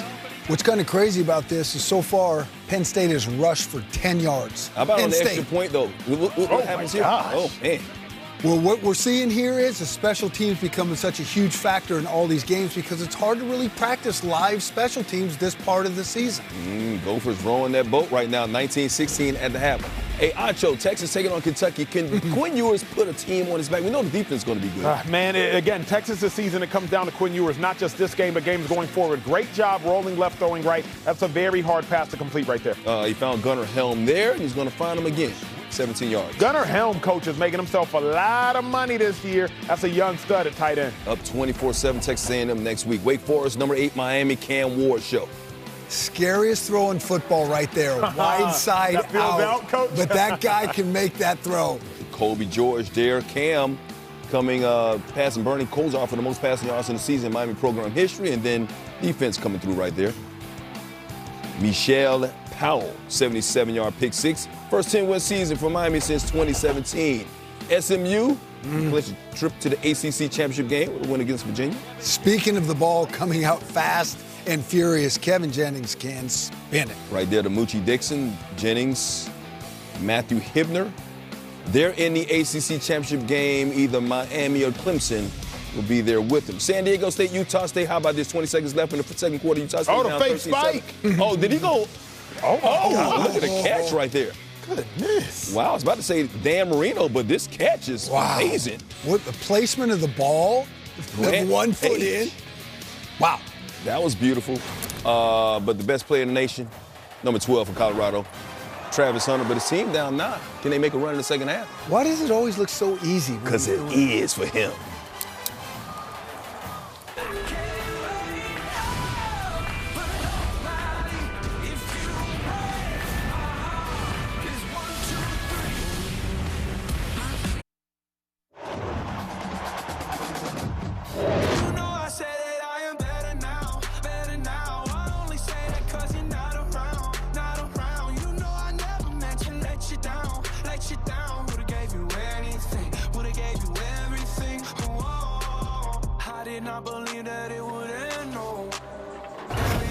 Don't believe the scoring is going to add. Welcome back to Fox College Football, sponsored by Geico. Get more with Geico. 37 points in the first half, 340-plus yards for Kansas. Colorado didn't convert a third down at all in the first half, but they're within 9. Who feels better right now? Kansas up 9 or Colorado in contact? Do you think either feel better right now? I don't think either do. I think both know, especially both defensive coordinators know, like, oh gosh, hang on time. We're going to hang on for the next 30 minutes because the stars have shown up. Devin Neal from the onset. Kansas scored on all 5 drives. Right? Devin Neal put him in position for 5 touchdowns. They couldn't finish 3 of them. 2 drives they did finish. It was number 4 getting it done now. 50 in his career for Kansas. And on the other side, Travis Hunter, well, give me the ball. I think Keyshawn wrote a book about that once. Just put the ball in 12's hands and good things happen. Only 21 plays. When the Buffs only ran 21 first half plays, they made the most of them, and they'll get the ball to begin the second half. I think you forgot a word from Keyshawn's book.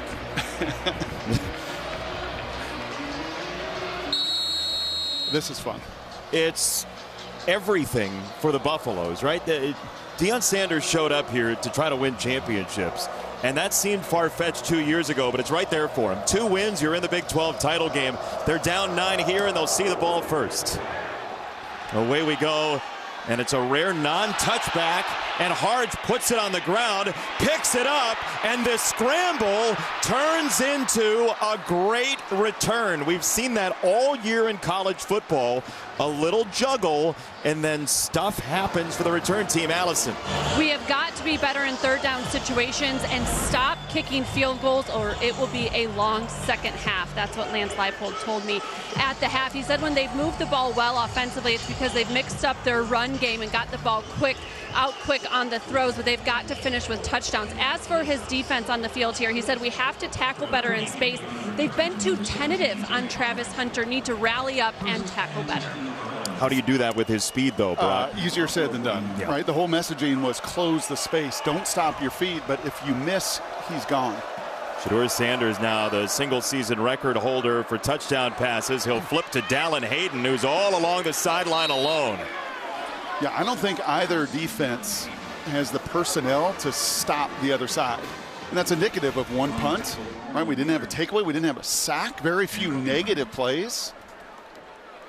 And Colorado just has answers on the perimeter. Shedeur is so calm and collected.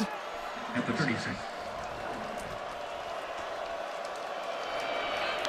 And he's thrown the ball for the most part today. He'll do it again here, and that's tipped.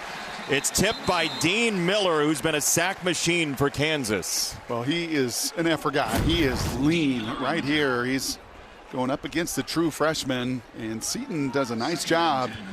Gets his hands first, but a better job of reacting there by Miller to time that jump and get a very rare incompletion. Brian Borland, the defensive coordinator for Kansas, said, look, we take punches, we give punches. To your point, right? It's not full stop, it's not battering somebody in the corner, but it's counter punching, and there's one brief counter punch for Kansas. It's a second down run for Hayden, tackle for the freshman Harold, and now third down for Colorado.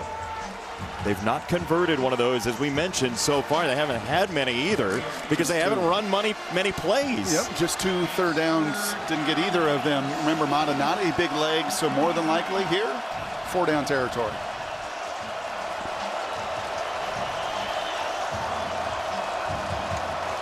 Third and 7. They have to get to the 26. Sanders loads a time again. He'll run for it. Sanders does have the first down. Miller wrapped him, but Sanders crossed the line. So good. Once again, a commitment here. Some man coverage with a safety behind. 2-man coverage there. And Shedeur knows that. And once he sees that kind of gap, he's got enough juice and burst. He never looks to run first, but when it's available, he'll take it. Everything being played in space right now, everywhere for both offenses. Hunter's up top there off the block from Wester, and he goes down. Kobe Bryant, who grew up hating the tackle part of tackle football, made it here. Well, this is a little bit of what Lance was telling Allison. You can't wait. You've got to have eyes, and then when you do, he runs through the block there of Wester and gets right to the legs. That was some of the focal point this week of leveraging, right? Keeping that leverage and then that near hip and go down and take these guys to the ground. Well done by the senior. He's the more outgoing of the two corners. He and Mello Dotson are just 180s from one another, but both outstanding at their jobs. 2nd and 11, Shedeur Sanders. Stepping up. Rolling now, flushed left. He'll double back to his right. At midfield, he tries to sling it. He got it away. And let's see what they decide here. Wasn't even close to the line of scrimmage, so a marker comes in. Intentional grounding. Offense number 2. Loss it down. Brings up third down. First sack for either team in this game, essentially. I mean, how long did he hold this ball? 30 seconds? No, it's at least 10. Yep, and a bunch of contact and grabbing Travis and just rushing 4 guys. And you could feel that rush that time. Instead of trying to get home, it was just trying to keep him contained. And that had to be 7-8 seconds. There was another foul on the play, holding defense. Those fouls will offset second down. So it looked like, I was going to say, yes. Wheeler on that second replay we had a hug, and I believe that's who they got. Yes, I think that was pretty obvious in the open. I'm not to diminish your point, but yes, they. No, you can if you want. We've worked together long enough. No, they saw that one correctly. It was pretty obvious here. Yeah, here it comes. Yeah. Can do that. If you're getting that kind of hug at Thanksgiving, there's some family angst. Back to second down. It's a huge loss for Kansas here. Here comes Wheeler on a blitz. Sanders down the field and a wide open Hunter. Nobody near him in space and in talent. Yeah, and this is what you call a zone pressure. So the blitz is coming here, but you see the safety back here. He's playing zone coverage. You got cloud coverage in front, and you just can't give that space. You can't play him man. You can't play him zone. What can you do? You can hope that you score more points than the Buffaloes. At this point, right? Yes. I mean, they just came off 49 against Utah. Yep. Reputedly a very good defense. Yep. Yeah, this guy is not bland as a receiver. Others have said he is, and he wears that T-shirt proudly because you can't stop him. There is a downtown athletic club in his future. Not only can't you touch it, nobody did.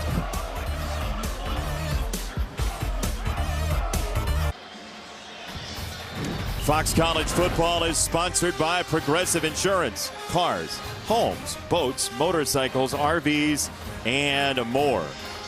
A lot of chance to strike that pose for Travis Hunter, and rightfully so. I mean, he is an electrifying, dazzling, magnetizing performer. And you know what's pretty cool? His QB, he could be in the Heisman conversation, and he is. But he tips his cap and goes, no. And did so this week again, like, no, this number 12, he's the one that's different. I'm good. He's great. We talked to Cam Silman Craig during the week, and he said Travis Hunter is one of the two best people I know in all my life, and he is revered by his teammates. Morrison on the return to the 20. Here are your Heisman odds, and they are tilting one direction, you would say. Yeah, I would say only growing with this effort this afternoon. So a 26-yard touchdown, a 51-yard touchdown, a 25-yard catch, 6 for 115 and 2 scores, and nothing really against him in the pass game either. I mean, no, other than the umpire hitting him. Oh, that's right. Playing pretty good defense, too. Not his fault. But, you know, he kind of can disappear in the conversation defensively because people sometimes just don't throw at him. Texas Tech didn't throw a ball his way 2 weeks ago. Fake pitch from Daniels, and now he's going to climb and run. There's a marker in. It might be a hold.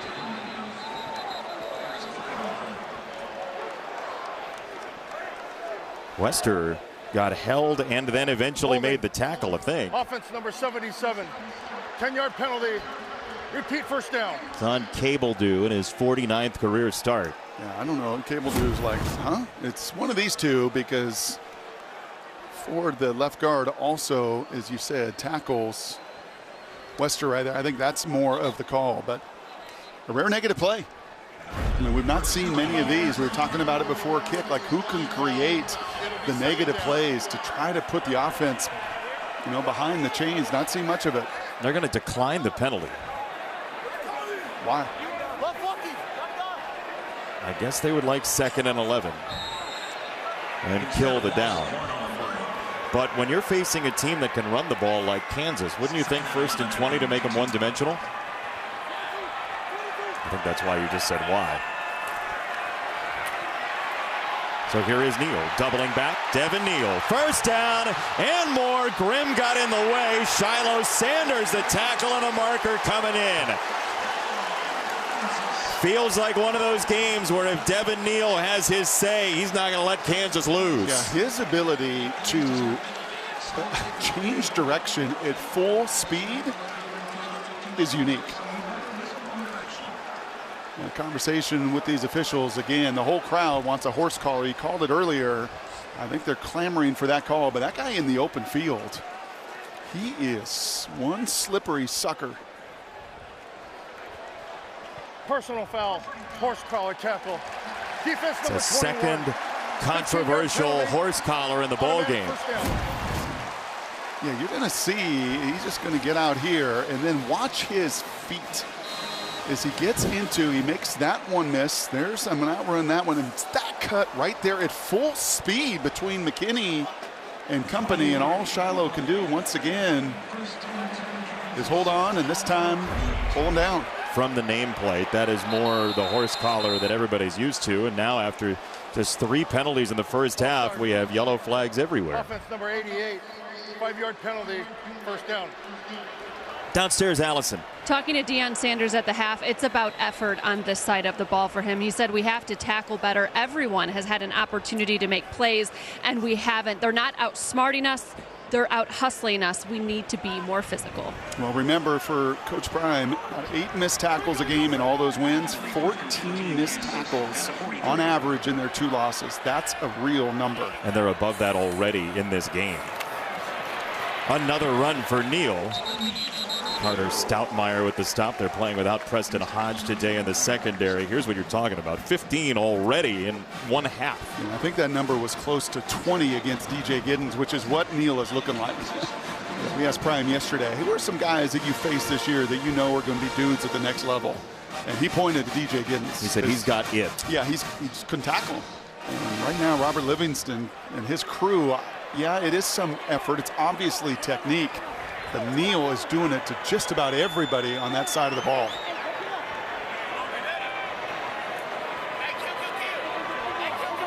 Here, kill, kill, kill. Change the play into what? Into play action. He stops, he fires back this way, and it's nearly intercepted by Hunter. Travis Hunter, an outstanding chase of that ball. Well, the closing speed is just different. So you said it, you know, sometimes he disappears because you don't attack him. And then when you do, I mean, that's good on good. Graham, the best receiver for Kansas, deep over, that's usually a good route. Usually stair step it, you separate from guys, but look at the closing speed there. And nearly takes it away. This dude is superhuman. But how about the longevity?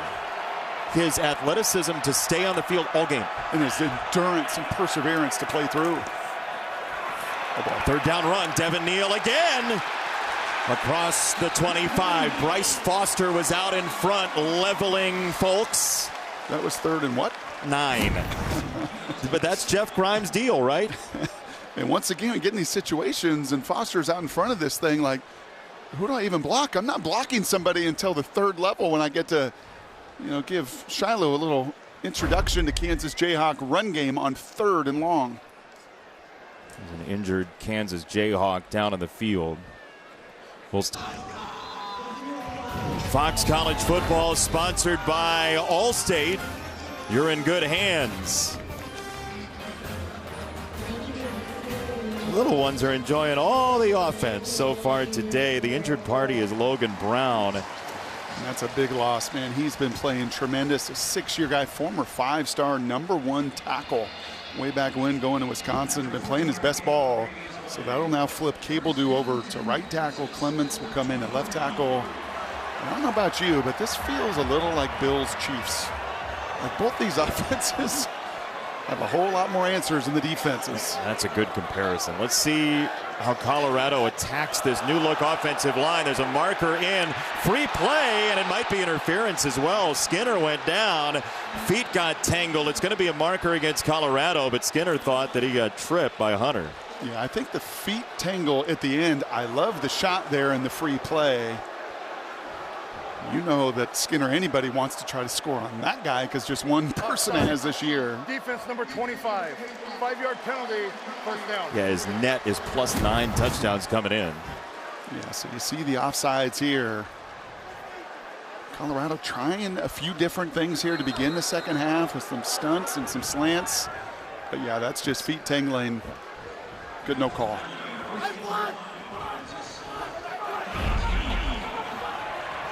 Colorado's cleaned up the penalties for the most part today.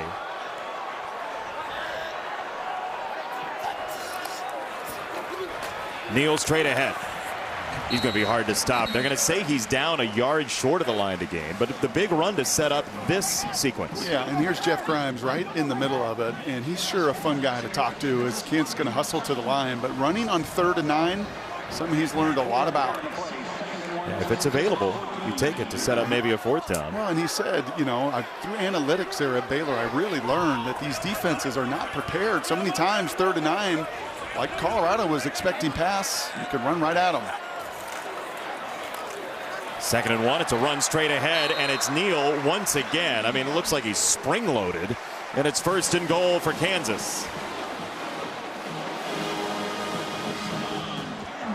Tempo for the Jayhawks. See if Colorado gets organized.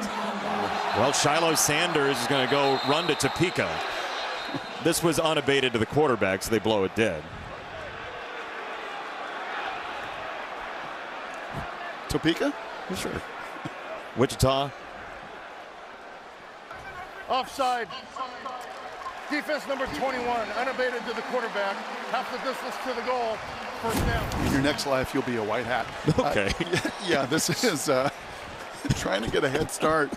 Trying to do anything, either of these defenses, to slow down the offense. Now, this is the one area Colorado has buckled down. You can see that the penalties per game have been an issue, but 1 for 4 in the red zone for Kansas this afternoon.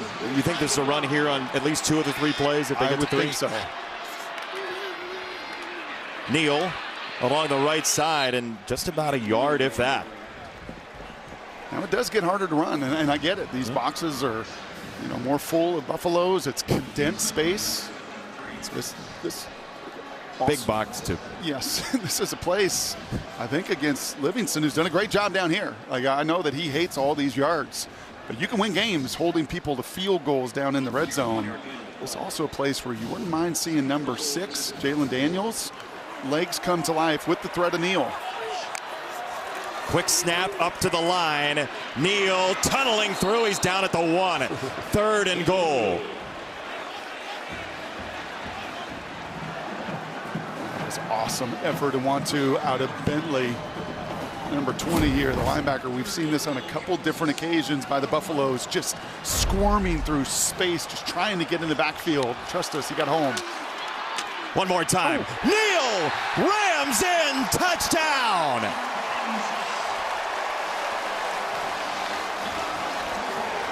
Selman Craig got a face full of Lawrence's favorite son. Yeah, this is 185 pounds of the safety, number 7. And about 200 and, what did he tell us yesterday, 13 or so pounds? Up to the pound. Of pure pain running right through, and I love the adjustment from Kansas. Clamored for that call on the previous drive before half. Get your best player the ball. It's not about plays at this time of year. It's about your players, and he is your best player.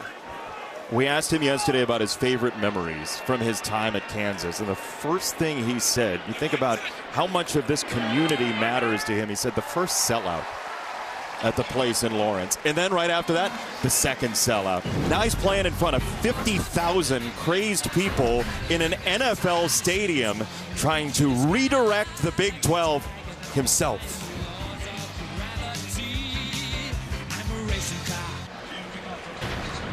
The Devin Neal reel. Man, we have seen some running backs this year. I told you a bunch. This is not the year of the quarterback in college football. Full of Hulk Hogan that time. Yeah, this is the year of the running back. And there's a bunch of good ones in this Big 12. There's Ashton Jeanty up there in Boise. But don't forget about Devin Neal and all of this production for year after year after year in building this program back. And that was his whole idea of coming here, is to rebuild the program in his hometown. As there's a bouncing kickoff, and it's Hood on the return, and he'll get wrapped up and spiked down. Back to the touchdown. You know what's amazing about football? What's that? And when you watch tape, you have all these guys on the field, but it really is just these two. You can wipe away everybody else. Watch this play unfold. They're all gone, and it's these two that are right on a collision course. And you know what Devin Neal's mascot was there at Lawrence High School, right? What's that, Brock? the Chesty Lions. And he set it with his chest right through Silman Craig for 6. He's not joking. Look at the logo. It's a lion that goes chest first into the world.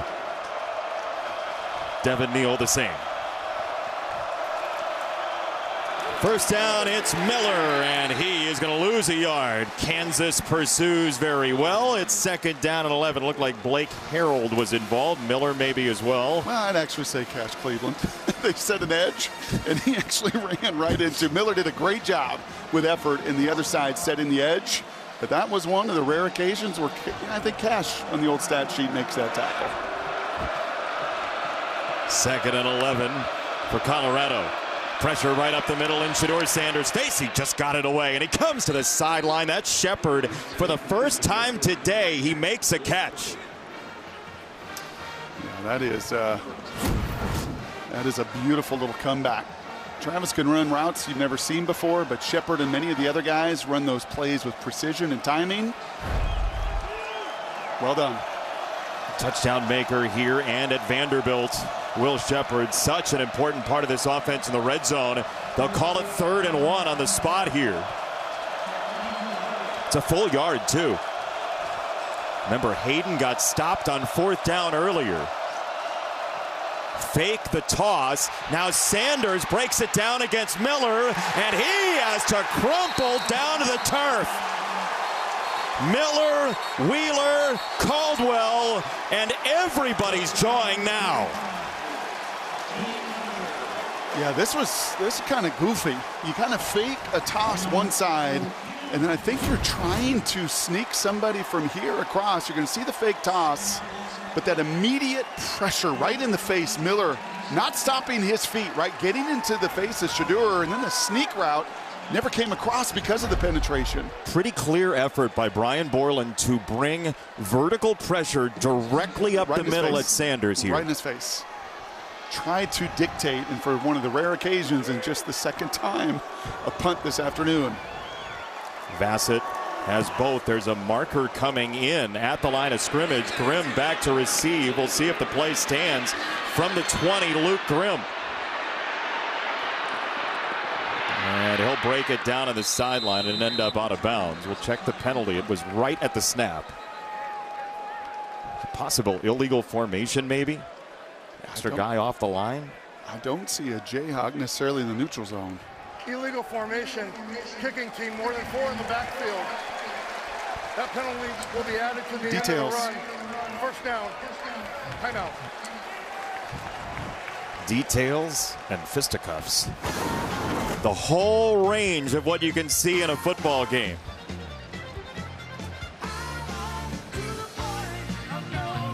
Kansas by 9, upset alert. There's a scrum here post-play, and it appears Mike Pereira. Shedeur Sanders pushes our referee, Kevin Marr. Mike?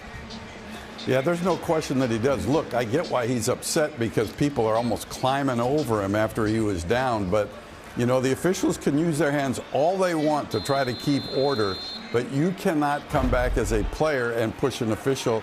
In the chaos, the officials don't see it, but he's lucky that he wasn't ejected from the game. In the NFL, his pocketbook would be seeing it. Yes, indeed. Now a penalty. Flags from everywhere. Everybody saw that.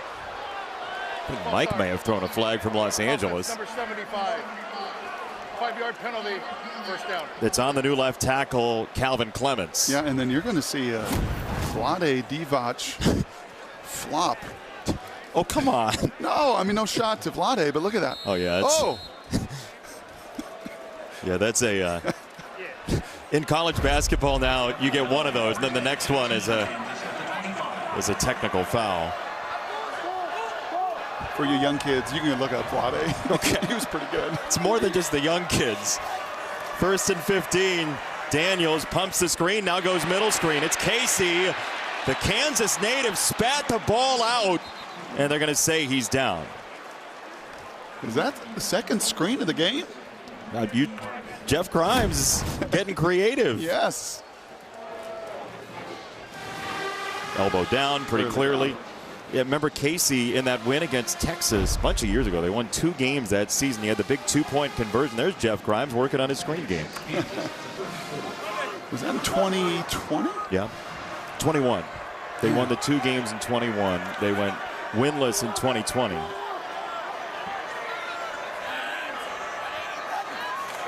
Second and 6. Little hesitation for Neal. He's really good, even when his feet stop. We saw it on the run earlier. It'll be 3rd down and about 4. Now, is this a possible rundown here for Jeff Grimes? What do you like? Yes. I think absolutely. I think what you like is to go up with 2 plays, and we saw it earlier with the kill, right? And Neal saying, I got to see that a little bit better. But I think this is one of those situations where you trust your veteran quarterback. You put 2 calls in that helmet, and if the numbers are right, don't be afraid to run it. Man-to-man. Stoutmeyer following Grimm into the slot. 3rd down and 4. Pressure picked up. There's Grimm. It's a 1st down, and it might be targeting coming as well over the middle. Yeah, that was Shiloh flying in from center field, leading with the shoulder. But you do that pre-snap shift to motion to see man-to-man, and then you know who you're trusting on that little slant. That'd be Luke Grimm. He's been doing it for 5 years. Now take note here. Is it personal foul plus targeting, or is it just targeting? Targeting. Defense number 21. The previous plays under further review. So if this gets pulled, there will be no foul. Right. It'll still be a 1st down. And you'll see Shiloh right back here playing man-to-man. He's the post safety, the deep safety. With targeting, did he say? Oh, he did. Mike, they said personal foul targeting. Mike Pereira is with us. So personal foul targeting the call here. Yeah, and what you're looking at here is you're looking at contact of the head and neck area because he is defenseless. And so that's what they're going to focus on. In my opinion here, there is some incidental helmet with the side of the helmet, but he leads with the shoulder. These are the kind of iffy ones. Yep. Look, you've got to prove it. You've got to prove all elements. He is attacking, but it's not the kind I like to see when the player turns his head away from the action. I would agree, Mike. And is there at least a question if he's defenseless or not? He catches it. He takes 2 steps. He tucks the ball. There's never a question, Brock, when we run it in slow motion. I mean, he looks like he's had the ball and for 5 minutes actually. Yeah. But again, I like to see what they're leading with, and at least to me, he was leading with the shoulder, and it wasn't directly to the head or neck area. Remember, they have to prove all aspects of it. If it was me, I'd leave it alone. After further review, there is no foul for targeting. It's 1st down. Yeah, good job, guys. Yeah. Well done by the officials. And you know what else? That feels consistent with the way the rest of the game's been called. Don't call it for pushing the official. Don't call it for chirping. Let the play on the field to decide it. I think as an officiating crew, they understand how emotional this game is right now. But to be clear, you don't stand for pushing officials. No, you don't. But I don't know if that was Shedur's act. I think he's just in that moment of getting walked on and he's getting trumped, Yeah, I just wanted to clarify, though, that, it's not like you were running around in a Washington Huskies jersey shoving officials. No.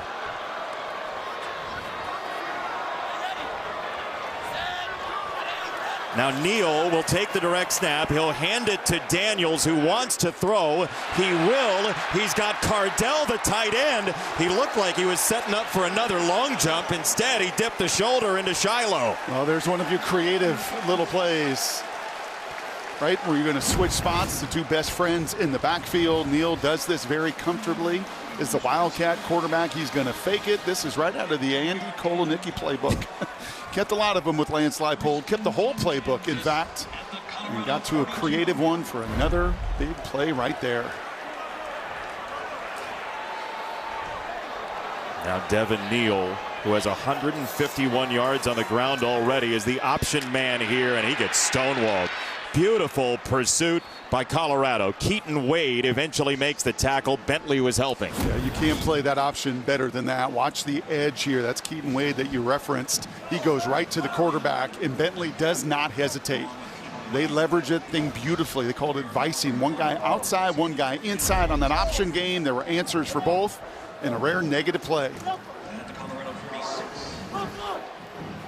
2nd and 14 for Kansas. We have not seen the Kansas punters so far in the ball game. Damon Graves has been nowhere to be found. 2nd and 14. It's a Daniels design run. Oh my goodness, spin cycle twice. Inventive and beautiful. Yeah, this is like when Coach Primes, says to Allison it is about effort. We got to have more effort. I'm seeing effort. I am just seeing missed tackles created by two pretty special players. Not many quarterbacks that can do that twice. Usually at the end of something like that, there's a wicked witch with feet out the bottom of a house around here.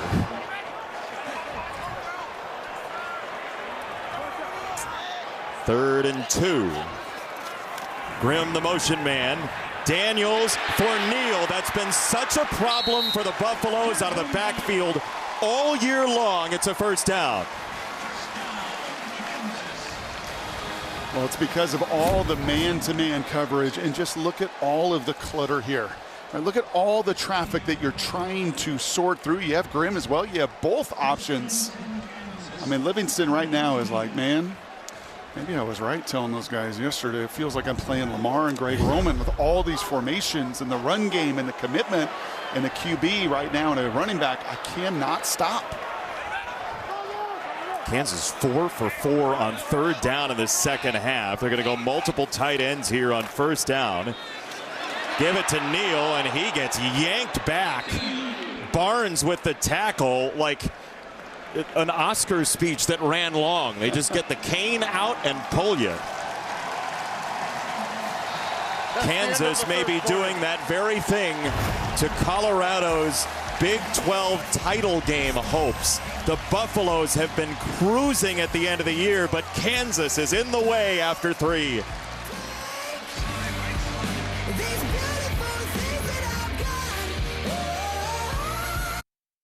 Coach Leipold, you told me how important it is to finish drives with touchdowns. What's the key here in the red zone? We have to continue to mix it up like we have. We can't get minus yards plays. We're doing a good job mixing it, running pass. We've mixed up the snap counts really well.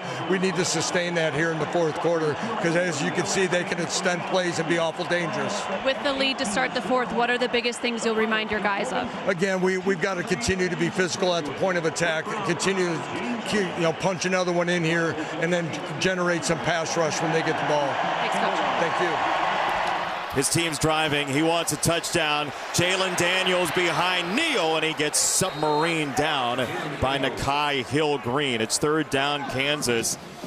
The Jayhawks have run more plays in Colorado territory than Colorado has run all game. It's impeccable keep away, Brock. Yeah, this is possession number 7. They've scored on the previous 6. They're in the scoring zone for number 7. I mean, just done a remarkable job. And that time, by the way, Hill-Green, the leading tackler on this team, maybe made the biggest tackle of the season. Because if he didn't make that, Jalen may have hit another touchdown. Reformed offensive line here for Kansas with the injury to the right tackle, Brown. 3rd and 7. It's a run. It's Neal shedding tacklers, and now you've got a 4th and a half yard, Brock. Go. No question. Go. They've taken 3 from 25 yards and in 3 times today. Go. Here comes the crowd. Here come the Jayhawks. Allen Fieldhouse times 3, trying to calm itself down. Neal goes low, and he's got it. 1st down, Kansas. The Lawrence native moves the sticks. That's a good thing he's a chesty lion, and he's willing to stick that chest out because that was it. Keeps the feet up. The ball gets to the line to gain. Players, not plays. Leipold likes it. There was no hesitation for a second on that sideline. Well, he built everything on toughness at Wisconsin Whitewater, then at Buffalo, and now here at Kansas. A disappointing season that has changed direction the last couple of weeks. It's a first and goal run, and it's Devin Neal. And remember, it's not many times that we get to sit in a booth and say something's never been done in this sport we love. Ever. Like, ever. Back to the 1800s, as a team under 500, which they are, gone and beat 3 ranked teams back to back to back. That's what they're going for as they lean on Colorado's goal line here. Iowa State first, BYU next. Contenders for the Big 12 throne in a row. Neal picking his way, leaping his way down to the 2. DJ Green, the transfer from Arizona State, who's in this fight as well. 3rd and goal. And look at this, man. Grinding possessions. I told you the number was 10. If you can keep this thing to 10 possessions or less, this is possession 7. They've scored on the previous 6. Score a touchdown here, and you get real nervous up in Boulder. You see the band conductor saying, don't play right now, but he's ready to strike the band again in that end zone. 3rd and goal. Neal is in. Touchdown! 4 times to the house, Devin Neal. You watch those running backs do all sorts of drills, Jason, over the course of a year, over the course of a career. Right, and watch the hand plant here. Once again, it's Cameron Silman-Craig. They're in a one-on-one in that same spot they were last time. That time 7 goes down. And what does Devin Neal do? Are you going to punch? I'm going to counter punch, and I'm going to hand plant with unbelievable strength, athleticism, and power to finish again. Good Lord. I don't know if that run is a better analogy for the last 3 weeks for Kansas or the last 3 years for Kansas. Stopped, keep going, even when it doesn't look great, and then punch through the wall. They will kick the extra point. You had an option maybe of going for 2 to make it a 3-score game. Instead, they'll hope for no 2 touchdowns and 2 2-point conversions. But you know what? They always say in college, I wish I would have taken more pictures. Right? I wish there were more pictures. They're going to make sure of it.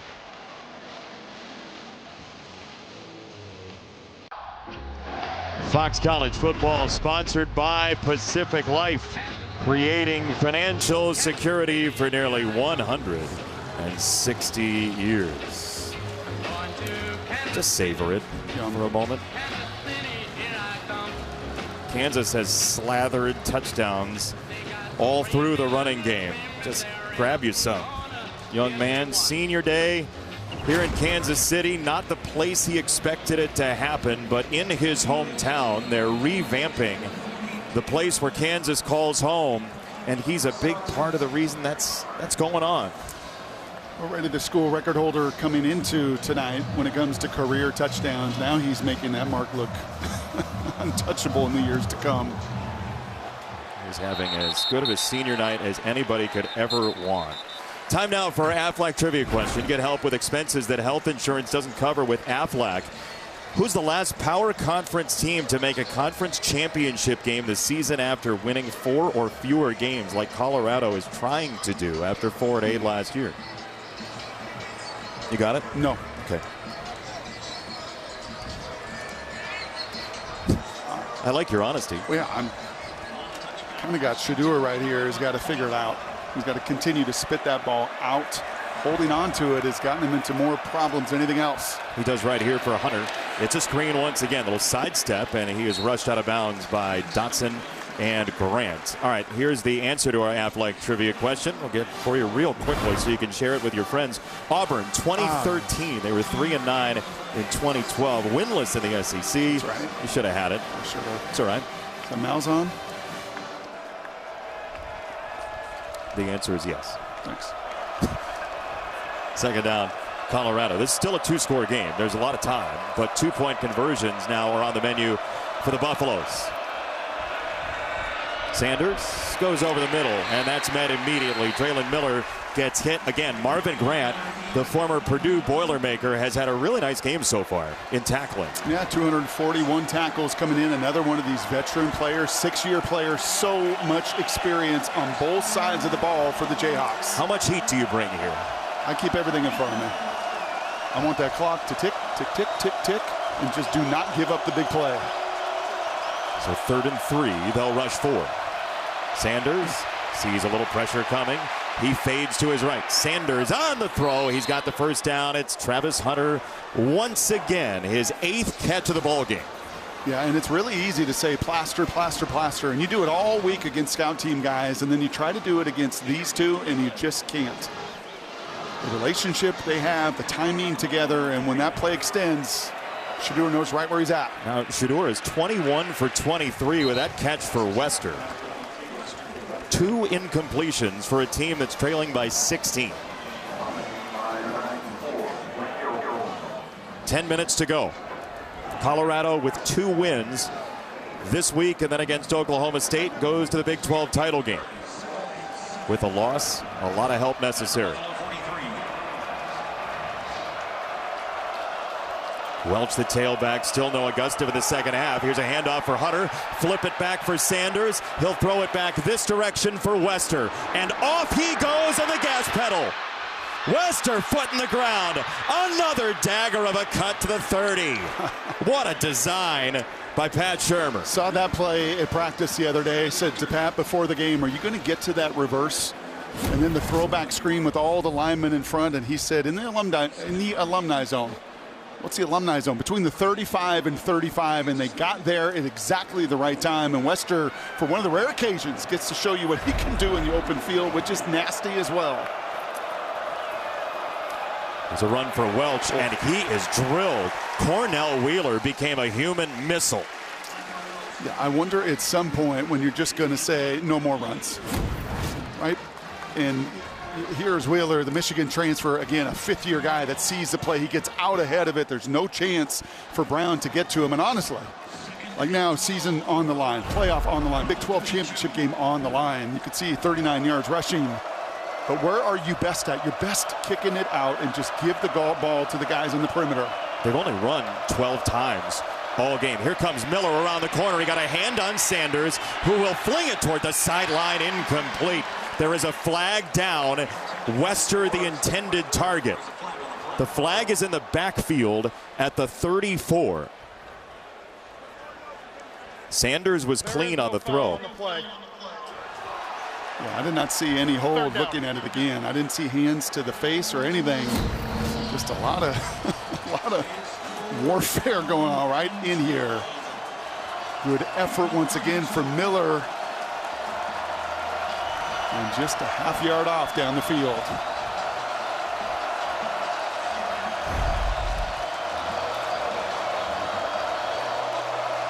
Kansas players have not felt this all season at home. Finally, some home field advantage.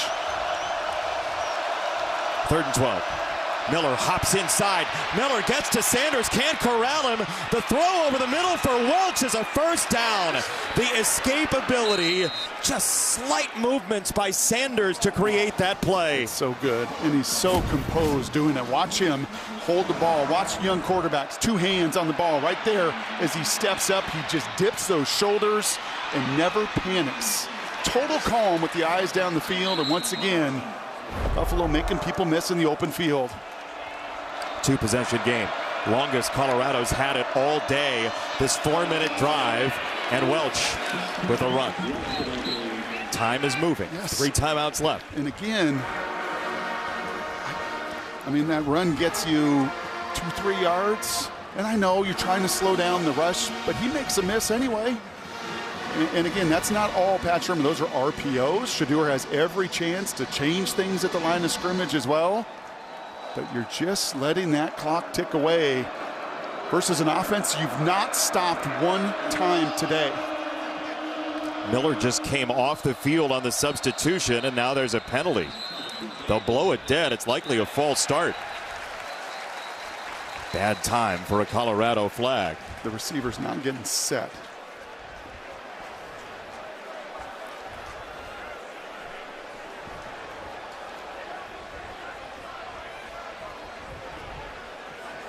This would be the 6th accepted penalty against the Buffaloes, who average more than 7 per game.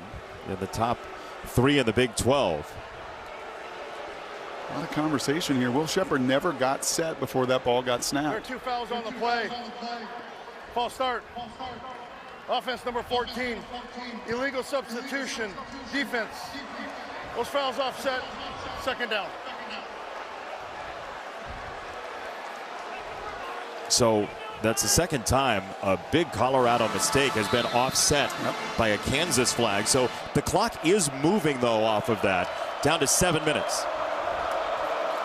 Sanders, 2nd and 6. That's probably a hold. And now Sanders runs right into the pressure by Jobe, who makes the tackle. But Jobe just got sumoed down to the ground in the middle of the play. That's going to be the true freshman seat in the left tackle. Holding. Offense number 77. 10-yard penalty. 2nd down.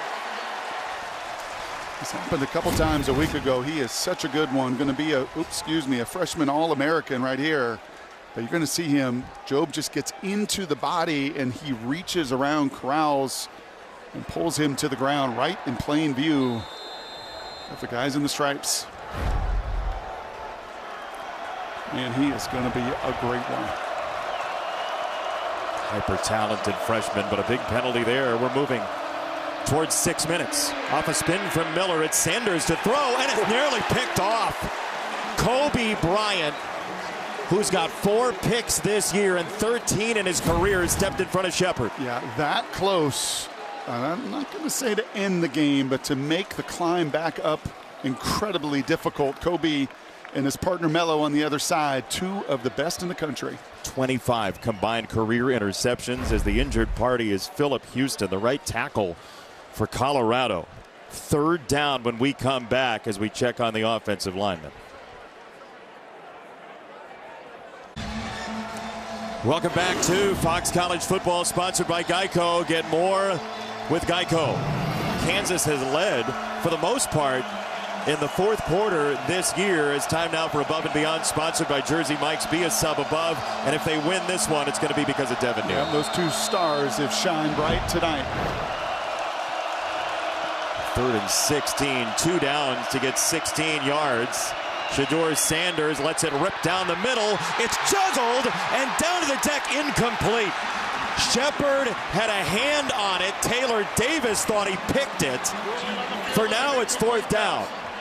And I think that is Kobe Bryant that comes out of absolutely nowhere to get his hand. He's not in the picture.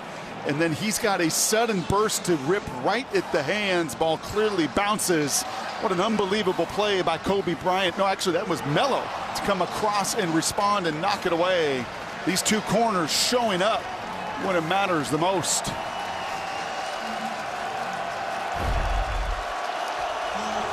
Two of the best in the country playing together, trying to lock down a 4th and 16, and that was moving on the left tackle, Seaton. Well, it's only going to get louder now. False start. Offense number 77. 5-yard penalty. 4th down. This play might be for history. You missed it earlier. No under 500 team has ever won 3 straight games all in a row against ranked teams. Kansas is teeing that up as a Big 12 title game wrecking ball. 4th and 21. Miller around the corner again, speeds up Sanders. He can't run for it. They have to have 21 yards. He gets bashed. It's tipped and it's incomplete. Jalen Todd got a hand on it. Kansas takes over.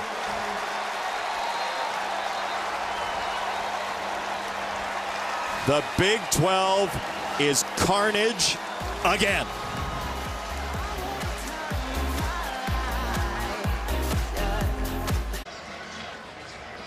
Kansas celebrating, and a frustrating day for Travis Hunter and the Colorado offense. We've seen them overcome moments like that over and over and over again, and now he can have a say in it. He's the rare offensive player who can do something about it if the ball hits the air for Kansas.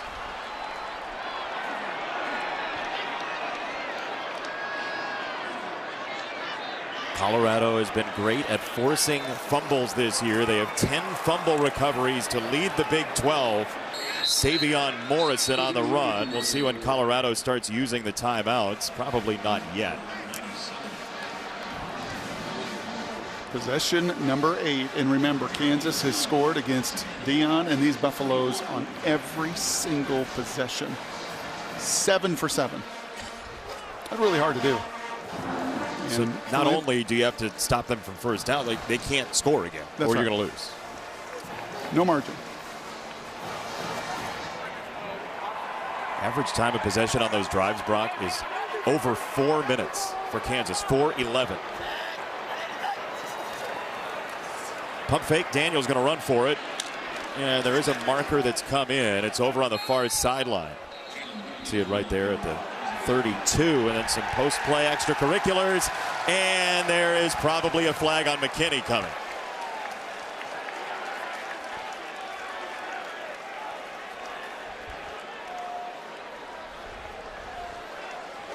McKinney and Arnold were together after the play. That's going to be post-play, so whatever happened on the initial penalty won't be able to be offset by the post-play foul, which could create a first down for Kansas regardless of the other penalty. Illegal shift. Offense, 5-yard penalty. Repeat second down. After the play was over, unsportsmanlike conduct. Defense number 8 with contact. 15-yard penalty. Automatic first down. Killer. Yeah, so the repeat second down was just for transaction purposes. It's first down. Just the mechanics of it, and it just can't happen at this point of the game. And once you throw there, and that one, they let them do the first one. Yep. Right, these officials have let these guys play with tremendous emotion today. They didn't even penalize for the first shot. It was the second one, and that's why he's sitting on the bench. And I mean, Deion Sanders said it all week. We've got to clean up the penalties. Yep. And it just so happens when you're trailing in a spot like this, they get magnified. Clock is moving, so Kansas can wait here, and Daniels realizes it. Just a devastating penalty right there. Not only a first down, but another minute off the clock. Look at those two friends together, just taking it in right now. Daniels and Neal will snap it with 6 and give it to Neal, who just rummages ahead to the 46.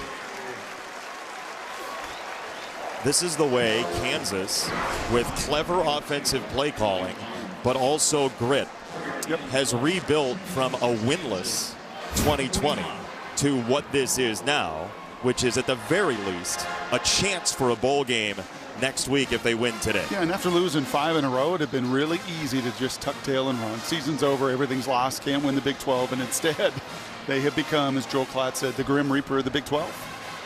To BYU, to Iowa State, and now 4.5 minutes away from doing it to the hottest team in the conference. The winners are 7 of 8 in Colorado.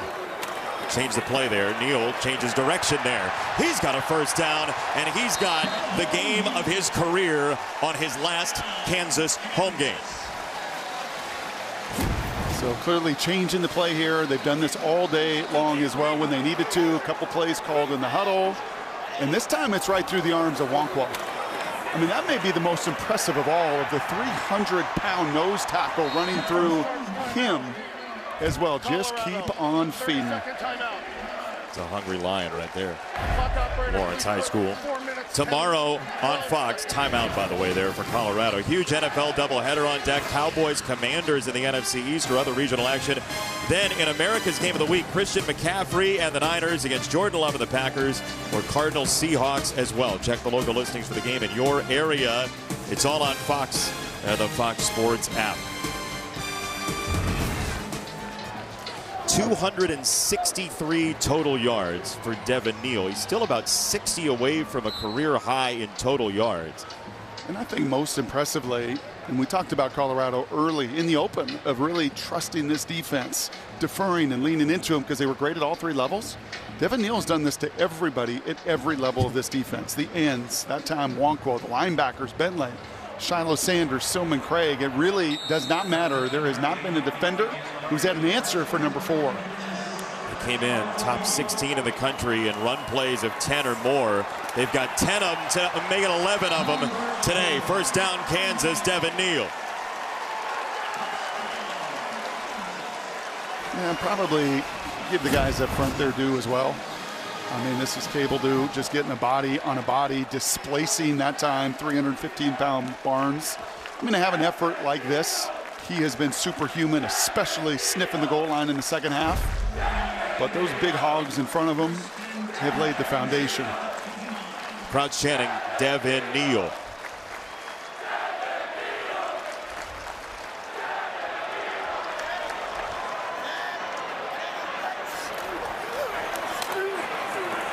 Neal on the run.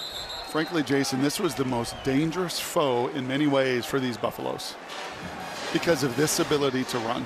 The closest facsimile to Kansas State, who did this. This is the only other team, right? Colorado's won 7 of 8, the only team that beat them. And that one, it took a touchdown in the final minute by Kansas State to do. Now this. I mean, look at the total yards by one guy alone. 275 for Devin Neal. But this is what a dominant run game can do on any down and distance. We run right at you.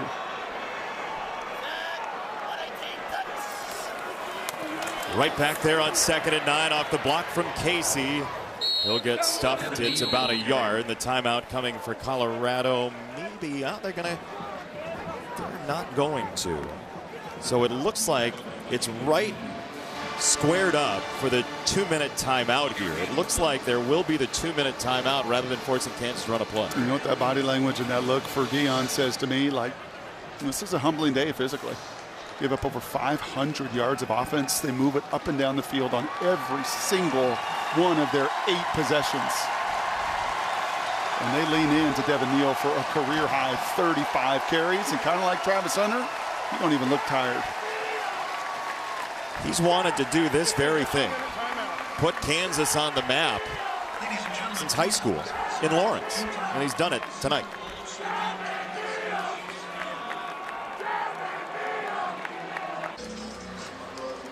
Fox College football sponsored by State Farm. Like a good neighbor, State Farm is there. How many I got? Oh, it's my number there on my jersey. Devin Neal, 4 touchdowns. Man, oh man. You can write some scripts for senior night. I don't even know if he could have. Well, he probably would have. He seemed to be a pretty optimistic guy. Well, but nearly 300 total yards himself. It's a special young man and a special group that's played on average more than 4.5 years of college football. To a man in this lineup for Kansas. So 3rd and 8. Play clock is down to 3. They got to get it off here. They could use a timeout. Instead, they'll just give it to Devin Neal. Old reliable. Just short of the line to gain. Colorado will take a timeout. And I imagine Kansas will take the 3 or try to. As we'll take a look at our Pacific Life game summary. It's sponsored by Pacific Life, creating financial security for nearly 160 years. Started with a bang for Devin Neal. That was the first possession. That's making 1, 2, 3, 4 guys miss and taking it to the house. That was through the air. Then the second one was on the ground. Maybe the easiest of all of them. In fact, the easiest of all of them right there. But you knew Colorado's got some championship medal. They were not going to back down. And the Heisman Trophy winner explodes for the touchdown. And why not a second to get this thing closer? But in the second half, you just almost feel the will, right? At that time, the hand plant, they settled a couple times in the first half for field goals, and they said enough's enough. Going to continue to give our best player the ball over and over and over again. And guess what? Going to keep him on the field to try to end this thing right here. They need a yard. It's 4th and 1. What do you think of this call? I don't mind it. I think your O-line probably walked over to the line, to the head coach, And a bunch of those guys are all 4th and 5th and 6th-year players and said, put this on us for the final 3 feet.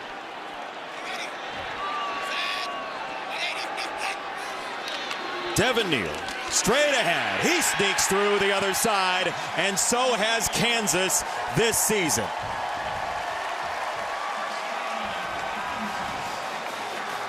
And once again, man, just collapsing this edge, just dominating right there, moving people. A nice kick out there by Casey pulling around. And that was just the final statement. Can't stop me.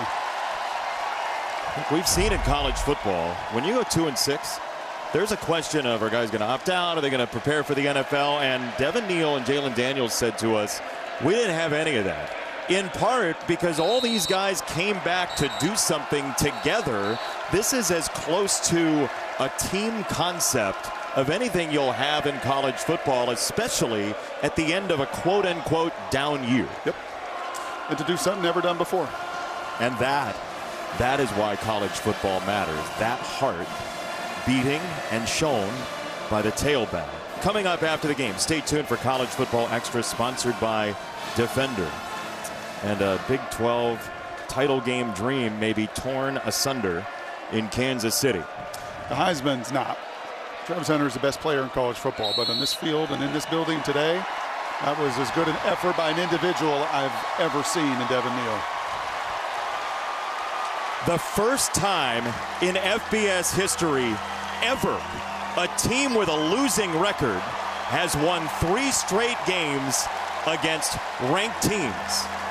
It's the Kansas Jayhawks, and they have week after week after week stamped the Big 12 race with a big blue Jayhawk logo. Devin Neal and Allison Williams. Allison? Devin, you have helped lead this program to so many firsts, and tonight you get a historical win with the 3rd straight win against a ranked team. What does it say about the fight in this group? I said it a lot of times. You know, I've said it before that a lot of guys could have gave up on this, but it's special, and you see the crowd that showed up today. We built this, and we take a lot of pride in that, and it's just so special. And you know, to go out like that in my last home game and a lot of others, it means a lot. And you know, there's a lot of emotions I'm feeling right now, but this is such a special group. What are those emotions? Say again, I'm sorry. What are those emotions you're feeling right now? I'm just, like I said, just so proud, you know, of this fan base. I just love this fan base. I love this school. I love this university. I give everything to this university, and you know, there's been so many supporters through it all, and you know, I can't imagine being a part of a better school. So definitely that. We saw a lot of that pride on display tonight, your individual performance, 4 touchdowns. Can you just describe for me what it was like to run the ball like that tonight on this senior night? We knew what we wanted to do, but at the end of the day, I give my credit to my O-line and my receivers. You know, they're so unselfish. They could easily been pouting and stuff like that for not passing the ball a lot, but, you know, they ride with me and I ride with them, and I have their back at the end of the day. And, you know, it's just such a special group, and there's no selfishness on this team, and everyone wants to play for each other, so super proud at the end of the day. Devin, thank you. Congratulations. Go soak this in one last time. Thank you, guys. Thank you. That is a special young man there, Devin Neal, and he once again, along with his teammates, have turned the Big 12 race fully upside down. Yeah, and Cabledew and Ford and Foster and Baines and Brown and freshman Clements that came in. Won't say your names because they did lay it on the line. They did move the men from Colorado off their spot over and over and over again, and let Neal and Daniels do their thing. For Colorado now, with Arizona State leading BYU with just a couple seconds left, where do you go from here? Yep, you got to regroup. You're going to have a short week. You're going to finish it at home again in a sold-out environment in Boulder, and you've got to hope for some help around you. But that's a tough one to swallow physically, right? Travis Hunter is going to win the Heisman Trophy. He's going to sign autographs. He was spectacular in the opportunities he got. But when you can run the ball and physically impose your will over 4 quarters like Lance Leipold's guys did, it's just a humble pie that you're going to have a plane ride home and have to eat. One more heart from Devin Neal there at the tail end. And Kansas beats Colorado. Upset City. Lawrence, Kansas City, wherever the Jayhawks end up. For our entire crew, for Allison and Brock, I'm Jason. We'll be back with more post-game coverage from Los Angeles right after these messages. Kansas is a winner against Colorado. What an effort for our entire crew. Bo Garrett, Darren Foster, everybody in the truck. We say farewell from Arrowhead Stadium. Travis Hunter's Heisman is still right there. So is Kansas's bowl hope. And we'll see about Colorado in the Big 12 title game. More post-game coverage from Los Angeles right after these messages. Bow down to Devin Neal, the senior. 4 touchdowns on the day. He had 207 of their 331 rushing yards. Kansas. Woo! The Big 12 spoilers doing it again, knocking off Colorado today. Inside our LA studios, I'm Mike Hill along with Emmanuel Acho and Chris Peterson. Iowa State, Utah coming up next. Big game for Iowa State. It is. Colorado losing, BYU in trouble. But until then, plenty to cover right here on Fox College Football Extra, including plenty on the line today and Tempe once again. And you got to see what had Kenny Dillingham just losing his mind. You see the students on the field, but the game's not over yet. A crazy finish between BYU and Arizona State. Highlights coming up. And a nightmare trip to the Swamp earlier for Lane Kiffin and Ole Miss. We'll show you what killed the Rebels, possibly killing their playoff hopes. But we got Iowa State once again. Huge game for Iowa State right now. Rocco, ready to roll. Beck and the boys getting ready. Utah coming up next.